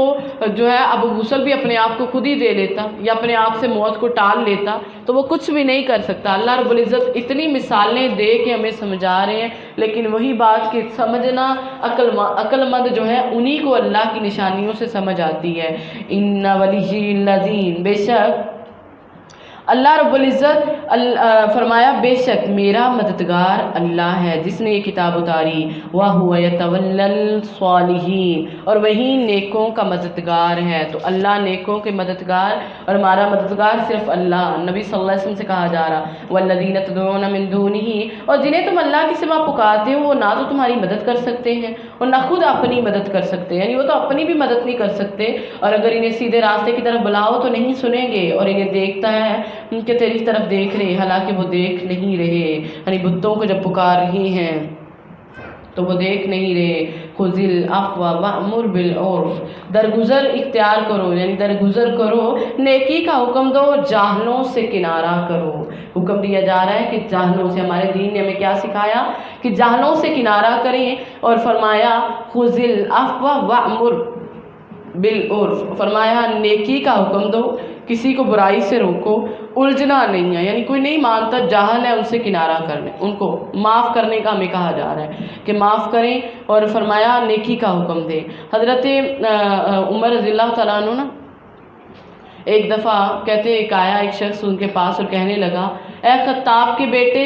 अल्लाह की कसम ना तुम इंसाफ करते हो ना तुम हमारे साथ कुछ सखावत से पेश आते हो। तो हज़रत उमर रज़ियल्लाहु अन्हु उसकी ये बात सुन के ना बड़े गुस्से में आ गए, और करीब था कि उसे जो था वो करीब था कि उसे मार ही देते, यानी उसने इतनी बड़ी बात कही थी कि ना तुम इंसाफ करते हो ना हमें कोई सखावत करते हो हम पे। तो कहते उतनी देर में एक शख्स बोला और उसने कहा कि आपने नबी अमीरुल मोमिनीन, अल्लाह ने अपने नबी से फरमाया था कि खुज़िल अफ़्वा वअमुर बिल उर्फ़ व आरिज़ अनिल जाहिलीन, कि अल्लाह रब्बुल इज़्ज़त ने फरमाया कि ऐसे जो लोग हैं उनसे दरगुजर से काम लो, जाहलों से किनारा करो। कहते ये कलमा सुनने की देर थी कि हज़रत उमर रज़ियल्लाहु अन्हु वहीं रुक गए और गर्दन को झुका लिया उन्होंने। तो जब इंसान जो है माफ़ करना, फरमाया कोई भी कर रहा है तो गलतियाँ कर रहा है, कोई कुछ भी जाहल लोग हैं उनसे तो अल्लाह रब्बुल इज़्ज़त से माफ़ी मांगनी चाहिए और उनसे किनारा करना चाहिए। तो अल्लाह के नबी सल्लल्लाहु अलैहि वसल्लम ने कसम खा के जो 3 बातें कही थी उनमें एक ये भी बात थी, आका अलैहिस्सलाम ने फरमाया माफ़ करने से, मैं अल्लाह की कसम खा के कहता हूँ कि माफ़ करने से अल्लाह ताला इज़्ज़तों में इजाफ़े करते हैं। क्योंकि किसी के साथ सख्ती से बोल लेंगे, उसको डांटेंगे, उसको करेंगे, तो बजाय इसके वो आपके करीब आएगा, जिससे आप जितनी सख्ती से बोल लेंगे नेक्स्ट देखेंगे वो आपसे उतना ही दूर जा रहा है। तो इसलिए सख्ती से बोलने की बजाय उसके साथ नरमी के साथ तवाज़े से पेश आएँ। और अगर कभी शैतान की तरफ से कोई उकसाहट तुझे उबार दे तो अल्लाह की पनाह तलब कर, बेशक वो सब कुछ सुनने वाला जानने वाला है। यानी जब शैतान दिल में वसवसे पैदा करे तो शक में ना रहो, नाफरमानी ना करो, गुस्से में नहीं आना, बल्कि क्या करना है, फौरी अल्लाह से शैतान की पनाह मांगनी। तो हमें भी इससे यही करना चाहिए कि हमारा कोई भी ख्याल है, कुछ भी है, कुछ ऐसा आ जाए तो फौरी अल्लाह की तरफ रजू करें और फौरी शैतान से आऊज़ु बिल्लाहि मिनश शैतानिर रजीम पढ़ के उससे माफ़ी अल्लाह रब्बुल इज़्ज़त से शैतान की पनाह में आ जाना चाहिए। इन्नल्लज़ीना, बेशक वो लोग जो डर गए जब उन्हें शैतान की तरफ से कोई बुरा ख्याल छूता है वो होशियार हो जाते, फिर अचानक वो बसीरत वाले होते हैं। तो अल्लाह रब्बुल इज़्ज़त की तरफ से जब कोई डर जाता है और शैतान की तरफ से जब भी कोई उसके ऊपर बुरा ख्याल आता तो वो होशियार होते हैं। इसलिए हज़रत अबू हुरैरा रज़ियल्लाहु अन्हु फरमाते हैं, तुम में से जब भी कोई शख्स सोता है तो शैतान उसकी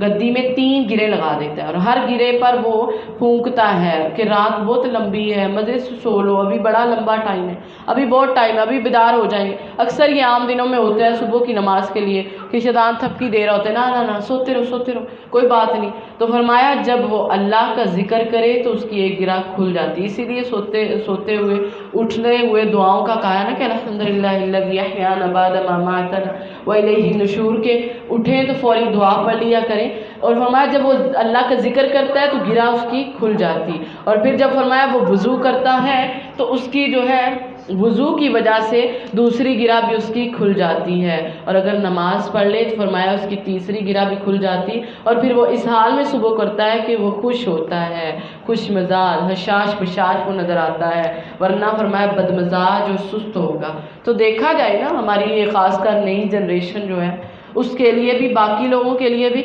जब से जिक्र करना छोड़ा है तब से सारे सुस्त हैं। नमाज भी पढ़ते हैं सुस्ती के साथ, पता ही नहीं है नमाज में पढ़ क्या रही है फजर की नमाज। तो पहले गिरा खोलने के लिए दुआ पढ़ें, फिर अच्छी तरह से वज़ू करें, फिर नमाज पढ़ें तो अल्लाह रब्बुल इज़्ज़त की ज़ात जो है वो उसको हशाश बशाश भी करेगी और वो सुस्त भी नहीं रहेगा। व इख़वानुहुम, और उनके भाई जो हैं वो इन्हें गुमराही की तरफ बढ़ाते, यानी शैतान जो है, और वो कमी नहीं करते। वइज़ा, और जब उनके पास कोई निशानी ना लाए तो कहते हैं कि तूने खुद इसका इंतखाब क्यों नहीं कर लिया। कह दे मैं तो इसकी पैरवी करता हूँ जो मेरे रब की जानब से मेरी तरफ नाज़िल किया गया, मैं तो उसको मानने वाला हूँ जो मेरे रब की तरफ से आई हैं। ये तुम्हारे रब की तरफ से समझ की बातें हैं और उन लोगों के लिए सरासर हिदायत और रहमत है जो ईमान रखते हैं। अल्लाह रब्बुल इज़्ज़त ने उन लोगों के लिए हिदायत और रहमत है जो ईमान रखने वाले और यकीन के लिए जो अल्लाह के ज़िक्र करते और वसवसों से बच जाते हैं। कहते हैं हज़रत याह्या अलैहिस्सलाम ने ना بیت المقدس میں بنی اسرائیل کو جمع کیا، جب مسجد بھر گئی تو وہ ایک ٹیلے پہ بیٹھ کے اللہ کی حمد و ثنا کہنے لگے اور فرمایا کہ تم جو ہے کثرت سے اللہ کا ذکر کیا کرو، کثرت سے اللہ کو یاد کیا کرو، کیونکہ اس کی مثال اس شخص جیسی ہے جس کا بہت تیزی سے دشمن پیچھا کر رہا ہو اور وہ ایک مضبوط قلعے میں گھس جائے اور پناہ اس کو مل جائے۔ فرمایا بندہ جب تک ذکر میں مصروف رہتا ہے شیطان کے حملوں سے بچا رہتا ہے۔ تو اگر شیطان کے وسوسوں سے بچنا ہے تو کیا کرنا ہے؟ ہم نے اللہ کا زیادہ جو ہے وہ ذکر کرنا ہے، وسوسوں سے ہم بچ جائیں گے۔ وَإِذَا قُرِئَ الْقُرْآنُ، اور جب قرآن پڑھا جائے تو اسے کان لگا کر سنو اور چپ رہو، لَعَلَّكُمْ تُرْحَمُونَ، تاکہ تم پر رحم کیا جائے۔ تو یہاں پہ دو باتیں ہمیں حکم ہے کہ جب بھی قرآن پڑھا جائے تو کیا کرنا ہے؟ اس کو خوب کان لگا کے سننا ہے، کان لگا کے، یعنی ذہن بھی بھٹکنے نہیں چاہیے، خود بھی خاموش رہنا ہے، پوری توجہ کے ساتھ قرآن کو سننا ہے۔ تو کیا ایسے ہی ہو رہا ہے یا اندر آدھے سوئے ہوئے ہیں؟ کان لگا کے ہی سن رہے ہیں؟ ٹھیک، الحمدللہ۔ تو اللہ اس سے پتہ چلتا ہے رحمت ملے گی جب ہم قرآن کو کان لگا کے سنیں گے، تو انشاءاللہ رحمتیں سمیٹ کے جانا ہے یہاں سے۔ تو فرمایا کان لگا کے سنو اور غور کے ساتھ، توجہ کے ساتھ سنو، یعنی ادھر ادھر کی باتیں نہیں کرنی۔ ہم کہتے ہیں کہ جب کسی انسان کے پاس قرآن پڑھا جا رہا ہو تو اس کے لیے جائز نہیں کہ وہ غافل اور بے خبر ہو یا کسی اور سے گفتگو کر رہا ہو، بلکہ اسے چاہیے کہ وہ کان لگائے اور چپ ہو کر سنے تاکہ اللہ کی رحمت اس کو مل جائے۔ تو کان لگائیں گے تو رب کی رحمت انشاءاللہ ملے گی۔ وَاذْكُرْ رَبَّكَ فِي نَفْسِكَ، اور اپنے رب کو اپنے دل میں عاجزی سے اور خوف سے اور بلند آواز کے بغیر الفاظ سے صبح و شام یاد کرو اور غافلوں میں سے نہ ہو جاؤ۔ تو یہاں پہ کیا کیا گیا ہے؟ 3 باتوں کا حکم دیا گیا۔ نمبر 1، اپنے رب کو یاد کرنا ہے دل میں عاجزی کے ساتھ، انکساری کے ساتھ، اور فرمایا خوف کے ساتھ، کیونکہ کبھی کبھی انسان بڑا جب بے بس ہوتا ہے، عاجز ہوتا ہے، تب اللہ کو پکارا ہوتا ہے، اور کبھی کبھی کسی چیز کا ڈر ہو، اس کو کوئی خوف ہو، تب اللہ کو پکارتا ہے۔ تو فرمایا عاجزی کے ساتھ اور خوف کے ساتھ اور صبح و شام اللہ کا ذکر کرنا ہے، اپنی زبانوں کو ہلکی ہلکی آواز کے ساتھ، یعنی ہلکی سی بلند آواز کے بغیر بھی اللہ کا ذکر کرو اور غافلوں میں سے نہ ہو جاؤ۔ تو غافلوں میں سے نہیں ہونا، جو عاجزی کے ساتھ، خوف کے ساتھ، زبان سے بھی ہلکی آواز کے ساتھ اللہ کو یاد کریں اور لوگوں میں نہ ہوں جو غافلوں میں سے ہو جائیں، کیونکہ غافل دل کی دعا اللہ سنتے نہیں ہیں۔ اللہ کے نبی صلی اللہ علیہ وسلم نے فرمایا اللہ سے قبولیت کے یقین کے ساتھ دعا مانگا کرو اور جان لو بے شک اللہ غافل دل کی دعا نہیں سنتے، یعنی پورے یقین کے ساتھ رحمان سے دعا مانگنی چاہیے، اللہ رب العزت کے سامنے جھک کے اس سے دعا کرنی چاہیے۔ اور فرمایا صبح و شام، یعنی صبح و شام کے اذکار کیا کریں۔ تو اس کو انشاءاللہ لازم جو کرتے ہیں تو ان کے لیے مبارک ہے، جو نہیں کرتے وہ آج سے یہ کر لیں کہ صبح و شام کے اذکار انشاءاللہ کرنے ہیں۔ ان الذین عند ربک، بے شک جو لوگ تیرے رب کے پاس ہیں وہ اس کی عبادت سے تکبر نہیں کرتے اور اس کی تسبیح کرتے ہیں اور اسی کے لیے سجدہ کرتے ہیں۔ تو اللہ کے جو بندے ہیں وہ اللہ رب العزت کے لیے سجدہ کرتے، اور آقا علیہ السلام نے فرمایا کہ جب ابن آدم سجدہ کی تلاوت کرتا ہے نا تو سجدہ کرتا ہے تو شیطان روتا ہوا الگ ہو جاتا ہے۔ تو اب ہم نے یہ پڑھی ہے ان الذین عند ربک لا یستکبرون عن عبادتہ ویسبحونہ ولہ یسجدون۔ تو اب ہم نے اس کے بعد فوری سے پہلے سجدہ کرنا ہے، کیونکہ فرمایا جب انسان سجدہ کرتا ہے تو شیطان روتے ہوئے کہتا ہے میری بربادی۔ ابن آدم کو سجدے کا حکم دیا گیا، اس نے سجدہ کیا اور اس کے لیے جنت ہے، مگر مجھے سجدے کا حکم ملا، میں نے انکار کر دیا اور میرے لیے دوزخ ہے۔ تو سجدہ کرنا، صحابہ کہتے کہ اللہ کے نبی سجدہ تلاوت یعنی قرات سے گزرتے اور سجدہ کی جب آیت پڑھتے تو ہم لوگ سجدہ کرتے، اور بعض اوقات ایسے ہوتا ہے جیسے آپ لوگ بیٹھے ہوئے ہیں، بعض اوقات ایسے ہوتا تھا کہ جگہ نہیں ملتی اور ہم ایک دوسرے پہ جھک جاتے یا پھر اشارے سے سجدہ کرتے، اور اس سجدے میں جاتے ہوئے اللہ اکبر کہتے، اٹھتے ہوئے نہیں بس جاتے ہوئے کہنا ہے اور قبلہ رخ ہونا، اور اس میں پھر دعا پڑھتے سجد وجہی للذی خلقہ وشق سمعہ وبصرہ بحولہ وقوتہ فتبارک اللہ احسن الخالقین۔ اگر کسی کو نہیں آتی تو سبحان ربی الاعلیٰ بھی 3 دفعہ پڑھ سکتا ہے، یعنی جس کو نہیں آتی۔ تو سجدہ ہم نے کرنا ہے انشاءاللہ۔ بسم اللہ الرحمن الرحیم، سورۃ الانفال۔ شروع اللہ کے نام سے جو بڑا مہربان نہایت رحم کرنے والا۔ یسألونک عن الانفال، وہ تجھ سے غنیمتوں کے بارے میں پوچھتے ہیں، کہہ دے غنیمتیں اللہ اور اس کے رسول کے لیے، سو اللہ سے ڈرو اور اپنا آپس کے تعلقات درست کرو اور اللہ اور اس کے رسول کا حکم مانو اگر تم مومن ہو، تو اگر مومن ہو اللہ سے ڈرو۔ کیونکہ یہ جو غزوہ بدر کے موقع پر یہ اتری تھی سورۃ انفال، اور یہ پہلی جنگ تھی اس کے بارے میں، غزوہ بدر کے بارے میں، اور یہ پہلی جنگ تھی۔ اس کو غزوہ بدر کے دن کو یوم فرقان بھی کہا گیا ہے کہ یہ حق و باطل کے درمیان ایک فرق کرنے والی دن تھا۔ تو اس میں مال غنیمت ملی، مال غنیمت بھی اللہ رب العزت نے بڑی دی تھی۔ تو اب مسلمانوں کو تھا کہ مال غنیمت یہ ہوگی کس کے لیے، یعنی مال کی لالچ آ گئی نا تھوڑی سی۔ جو نوجوان تھے وہ کہتے تھے کہ ہم آگے جا کے ہم نے جنگ میں حصہ لیا ہے، ہمیں ملنا چاہیے۔ جو بزرگ تھے وہ کہتے تھے کہ نہیں ہم نے پیچھے سے دفاع کیا، ہمیں ملنا چاہیے۔ تو اللہ رب العزت کی ذات نے ان کو کہہ دیا کہ مال غنیمت جو ہے وہ تو اللہ اور اس کے رسول کا ہے، تو اللہ سے ڈرو اور آپس میں اصلاح کرو، یعنی ایویں لڑتے جھگڑتے نہ رہو، آپس کے تعلقات جو ہیں وہ سب سے زیادہ ضروری ہے، تو اس لیے آپس کی اصلاح کرو، لڑنا نہیں ہے۔ کیونکہ پیچھے بھی ہم پڑھ کے آئے ہیں کہ اللہ کے نبی صلی اللہ علیہ وسلم سے اللہ نے فرمایا تھا کہ کتنا بھی آپ مال خرچ کر دیں تو محبت جو الفت ہے وہ دلوں میں ڈال نہیں سکتے، یعنی مال خرچ کرنے سے بھی دلوں کی محبتیں الفتیں انسان خرید نہیں سکتا۔ تو فرمایا آپس میں شکست یعنی فتح ملنے کے بعد مال کی محبت نہیں، بلکہ یہ تو اللہ اور اس کے رسول کا ہے، آپس میں لڑنا نہیں ہے بلکہ اللہ اور اس کے رسول کی اطاعت کرنی ہے، یعنی ان کو قانون بتانے سے پہلے رحمان ان کو کر رہی ہیں۔ اور یہ غزوہ بدر جو تھا یہ 2 ہجری میں ہوا تھا۔ انما المؤمنون، اصل مومن تو وہی ہیں جب اللہ کا ذکر کیا جائے تو ان کے دل جو ہیں وہ ڈر جاتے ہیں۔ مومن کون ہے؟ جب اللہ کا ذکر کیا جائے ان کے دل جو ہیں وہ ڈر جاتے ہیں، دل ان کے ڈر جاتے ہیں، اور جب ان پر اس کی آیات پڑھی جائے تو انہیں ایمان میں بڑھا دیتی ہے، اور وہ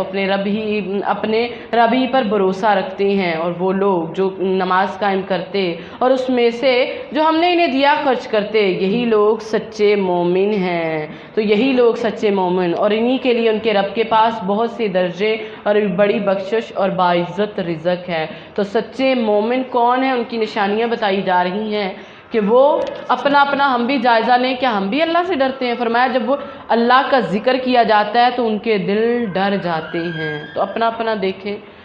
کہ ہم کیا کرتے ہیں، کہ ہم بھی اللہ کا ذکر سنتے ہوئے ڈرتے ہیں، کہ ہمارے دلوں میں بھی ڈر آتا ہے، کہ ہمارے دل بھی کبھی کانپ جاتے ہیں۔ اور دوسرا فرمایا جب ان کے اوپر اللہ کی آیات پڑھی جاتی ہیں تو ایمان بڑھا دیتی ہیں، آیات جو ہیں وہ اللہ کا ایمان بڑھا دیتی، اور وہ اپنے اللہ پر بھروسہ کرنے والے، ان کا اللہ پر توکل ہونا چاہیے۔ تو ہم دیکھیں اگر مومنوں کی نشانیاں بتائی گئی ہیں نا، تو کیا ہمارا بھی اللہ پہ بہت بھروسہ ہے، توکل ہے؟ تو کبھی نہ کبھی کوئی نہ کوئی موقع ایسا ہونا چاہیے، یعنی ہر موقع پہ نہیں تو کوئی نہ کوئی موقع ایسا ضرور ہونا چاہیے جب ہم رحمان کا کلام پڑھیں تو ہماری آنکھوں سے آنسو بہنے لگ جائیں، دل ہمارے ڈر جائیں اور ایمان ہمارا زیادہ ہو جائے۔ اور فرمایا وہ نماز قائم کرتے، زکوٰۃوں کو دیتے ہیں، یہی سچے مومن، اور انہی کے لیے درجات ہیں ان کے رب کے پاس، بڑی بخشش بھی اور باعزت رزق بھی۔ تو درجات ہیں ان کے لیے اپنے اللہ رب العزت کے پاس، کیونکہ جنت کے 100 درجے ہیں۔ کما اخراجک ربک، جس طرح تیرے رب نے تجھے تیرے گھر سے حق کے ساتھ نکالا، حالانکہ یقیناً مومنوں کی ایک جماعت تو ناپسند کرنے والی تھی، وہ تجھ سے حق میں جھگڑتے تھے اس کے بعد کہ وہ صاف ظاہر ہو چکا، جیسے انہیں موت کی طرف ہانکا جا رہا ہو اور وہ دیکھ رہی ہوں۔ اور جب اللہ تم سے 2 گروہوں میں سے ایک کا وعدہ کر رہا تھا تو یقیناً وہ تمہارے لیے ہوگا جو تم چاہتے تھے، اور جو کاٹنے والا نہیں وہ تمہارے لیے ہو۔ اور اللہ چاہتا تھا کہ حق کو اپنی باتوں کے ساتھ سچا کر دے اور کافروں کی جڑ کاٹ دے، تاکہ وہ حق کو سچا کر دے اور باطل کو جھوٹا کر دے، خواہ مجرم ناپسند ہی کریں۔ کیونکہ اس وقت جو تھا وہ مسلمان یہ چاہتے تھے کہ جو تجارتی قافلہ ہے نا ابو جہل لے کے جا رہے ہیں وہ ہمیں ملنا چاہیے، تجارتی قافلہ ملنا چاہیے، اور اس میں کہتے سامان بھی بہت زیادہ تھا، تو اس لیے ظاہری چیز کو دیکھ کے وہ چاہ رہے تھے کہ تجارتی ملنا چاہیے، لیکن اللہ رب العزت کی ذات چاہ رہی تھی کہ وہ دکھانا چاہتے تھے کہ حق اور باطل کی جب جنگ ہو تو ہمیشہ حق جیتتا ہے اور باطل جو ہے اس کو جھوٹ کو جو ہے وہ ہارنا ہی ہوتا ہے۔ تو اللہ رب العزت نے دوسرا قافلہ جو تھا اس کے لیے ان کو چن لیا، اور یہ تب جو تھے مسلمان جو تھے وہ 313 تھے، ان میں کوئی جوان بھی تھے، بوڑھے بھی تھے سارے، تو اللہ رب العزت نے ان کو چنا۔ اذ تستغیثون ربکم، جب تم اپنے رب سے دعا مانگ رہے تھے، اللہ سے دعا مانگ رہے تھے، تو اس نے تمہاری دعا کو قبول کر لیا۔ بے شک میں 1000 فرشتوں کے ساتھ تمہاری مدد کرنے والا ہوں جو ایک دوسرے کے پیچھے آنے والے۔ اور حضرت ابوبکر صدیق کہتے ہیں اللہ کے نبی صلی اللہ علیہ وسلم نے ہاتھ اٹھائے ہوئے اور اللہ کے نبی صلی اللہ علیہ وسلم اتنی دعا کر رہے تھے ایسے کہ آقا علیہ السلام کی چادر مبارک کندھوں سے نیچے گر گئی، تو میں نے اٹھا کے رکھی اور میں نے کہا اللہ کے نبی بس کریں، اللہ رب العزت آپ کی دعا سن لی ہے اور اللہ رب العزت آپ کی طرف جو ہے وہ مدد ضرور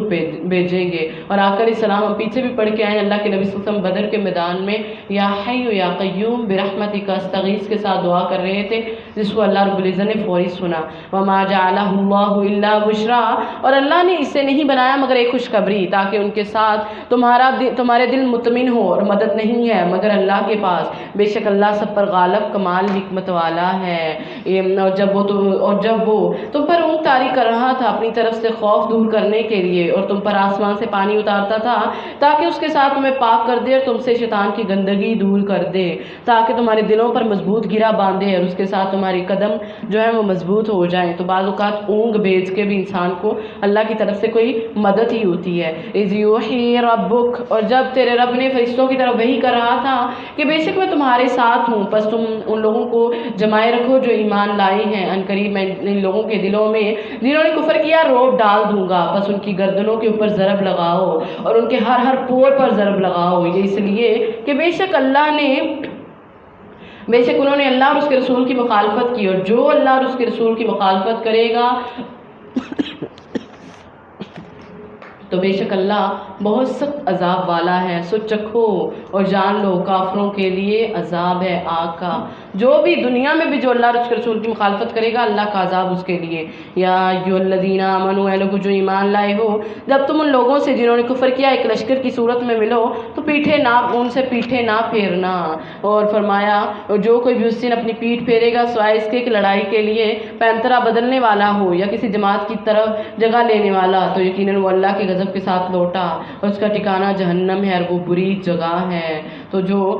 پیٹھ پھیرنا میدان جنگ سے، یہ بھی ایک اللہ کے نبی صلی اللہ علیہ وسلم نے جو کبیرہ گناہ بتایا ان میں سے ایک ہے۔ بس تم نے انہیں قتل نہیں کیا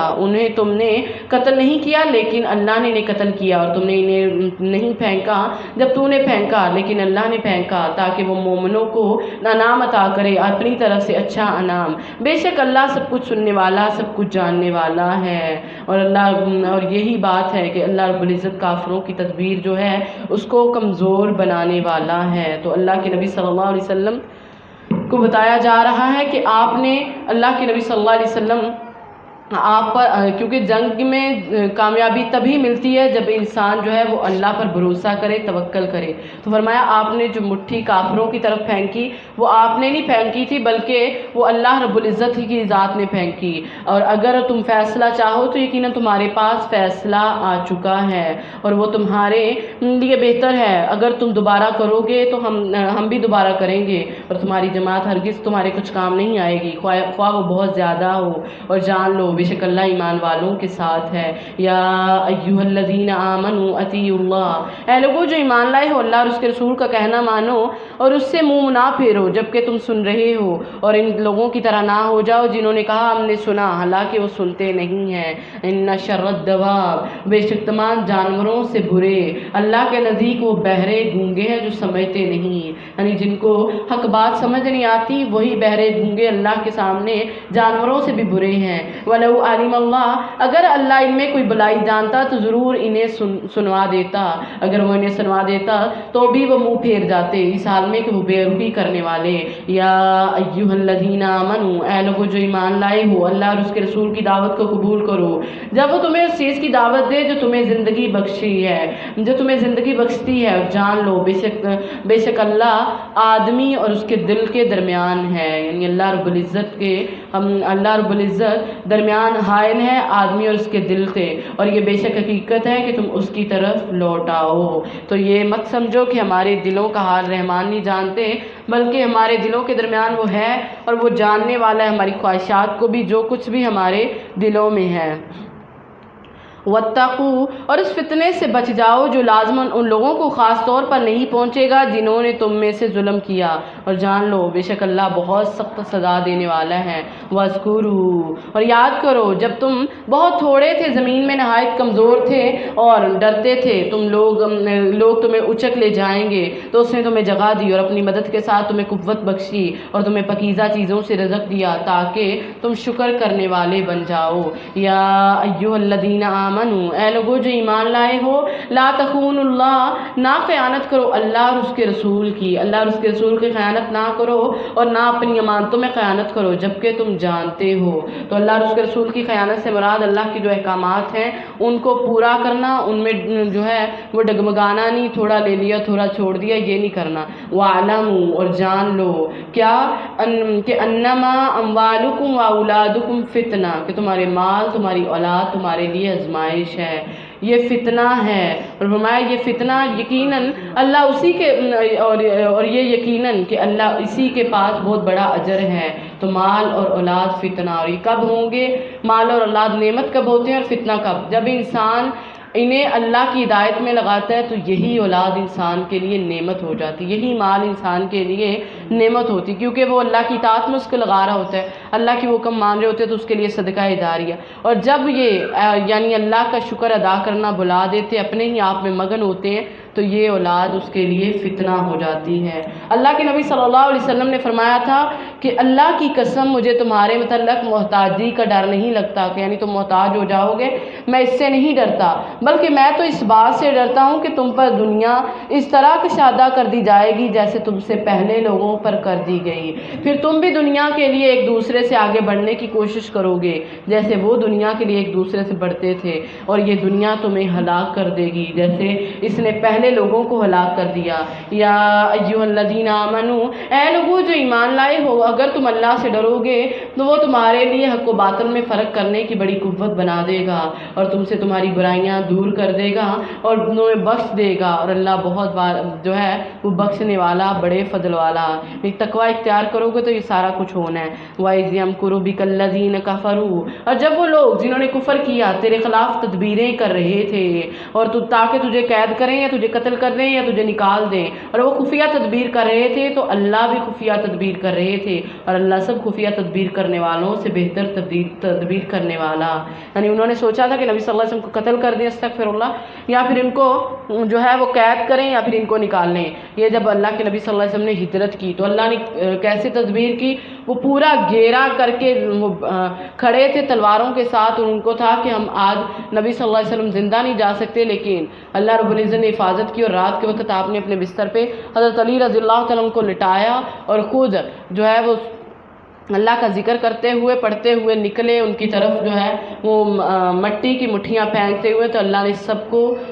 आँखों से नज़र ही नहीं आया कि नबी सल्लल्लाहु अलैहि वसल्लम उनके पास से जा रहे हैं, उनको पता ही नहीं है। वइज़ा तुतला अलैहिम आयातुना, जब उन पर हमारी आयात पढ़ी जाती हैं तो वो कहते हैं कि बेशक हमने सुन लिया, अगर हम चाहें तो यकीन इस जैसा हम भी कह देंगे, ये तो पहले लोगों की फर्दियाँ कहानियों के सिवा कुछ नहीं है। वइज़ क़ालुल्लाहुम्मा, और जब फरमाया और जब इन्हें कहा कि ऐ अल्लाह तू सिर्फ यही तेरी तरफ से हक़ है तो हम पर आसमान से पत्थर बरसा या हम पर कोई दर्दनाक अजाब ले आ। तो ये काफरों का अंदाज़ जो था, ये अल्लाह रब्बुल इज़्ज़त को एक चैलेंज करने वाला अंदाज़ था, और कह रहे थे कि हम पर अजाब ले आ और हम पर पत्थर बरसा। वमा कान अल्लाह, और अल्लाह कभी ऐसा नहीं कि इन्हें अजाब दे, अल्लाह कभी ऐसा नहीं कि इन्हें अजाब दे जबकि तू इनमें हो, और अल्लाह इन्हें कभी अजाब देने वाला नहीं जब वो बख्शिश मांग रही हो,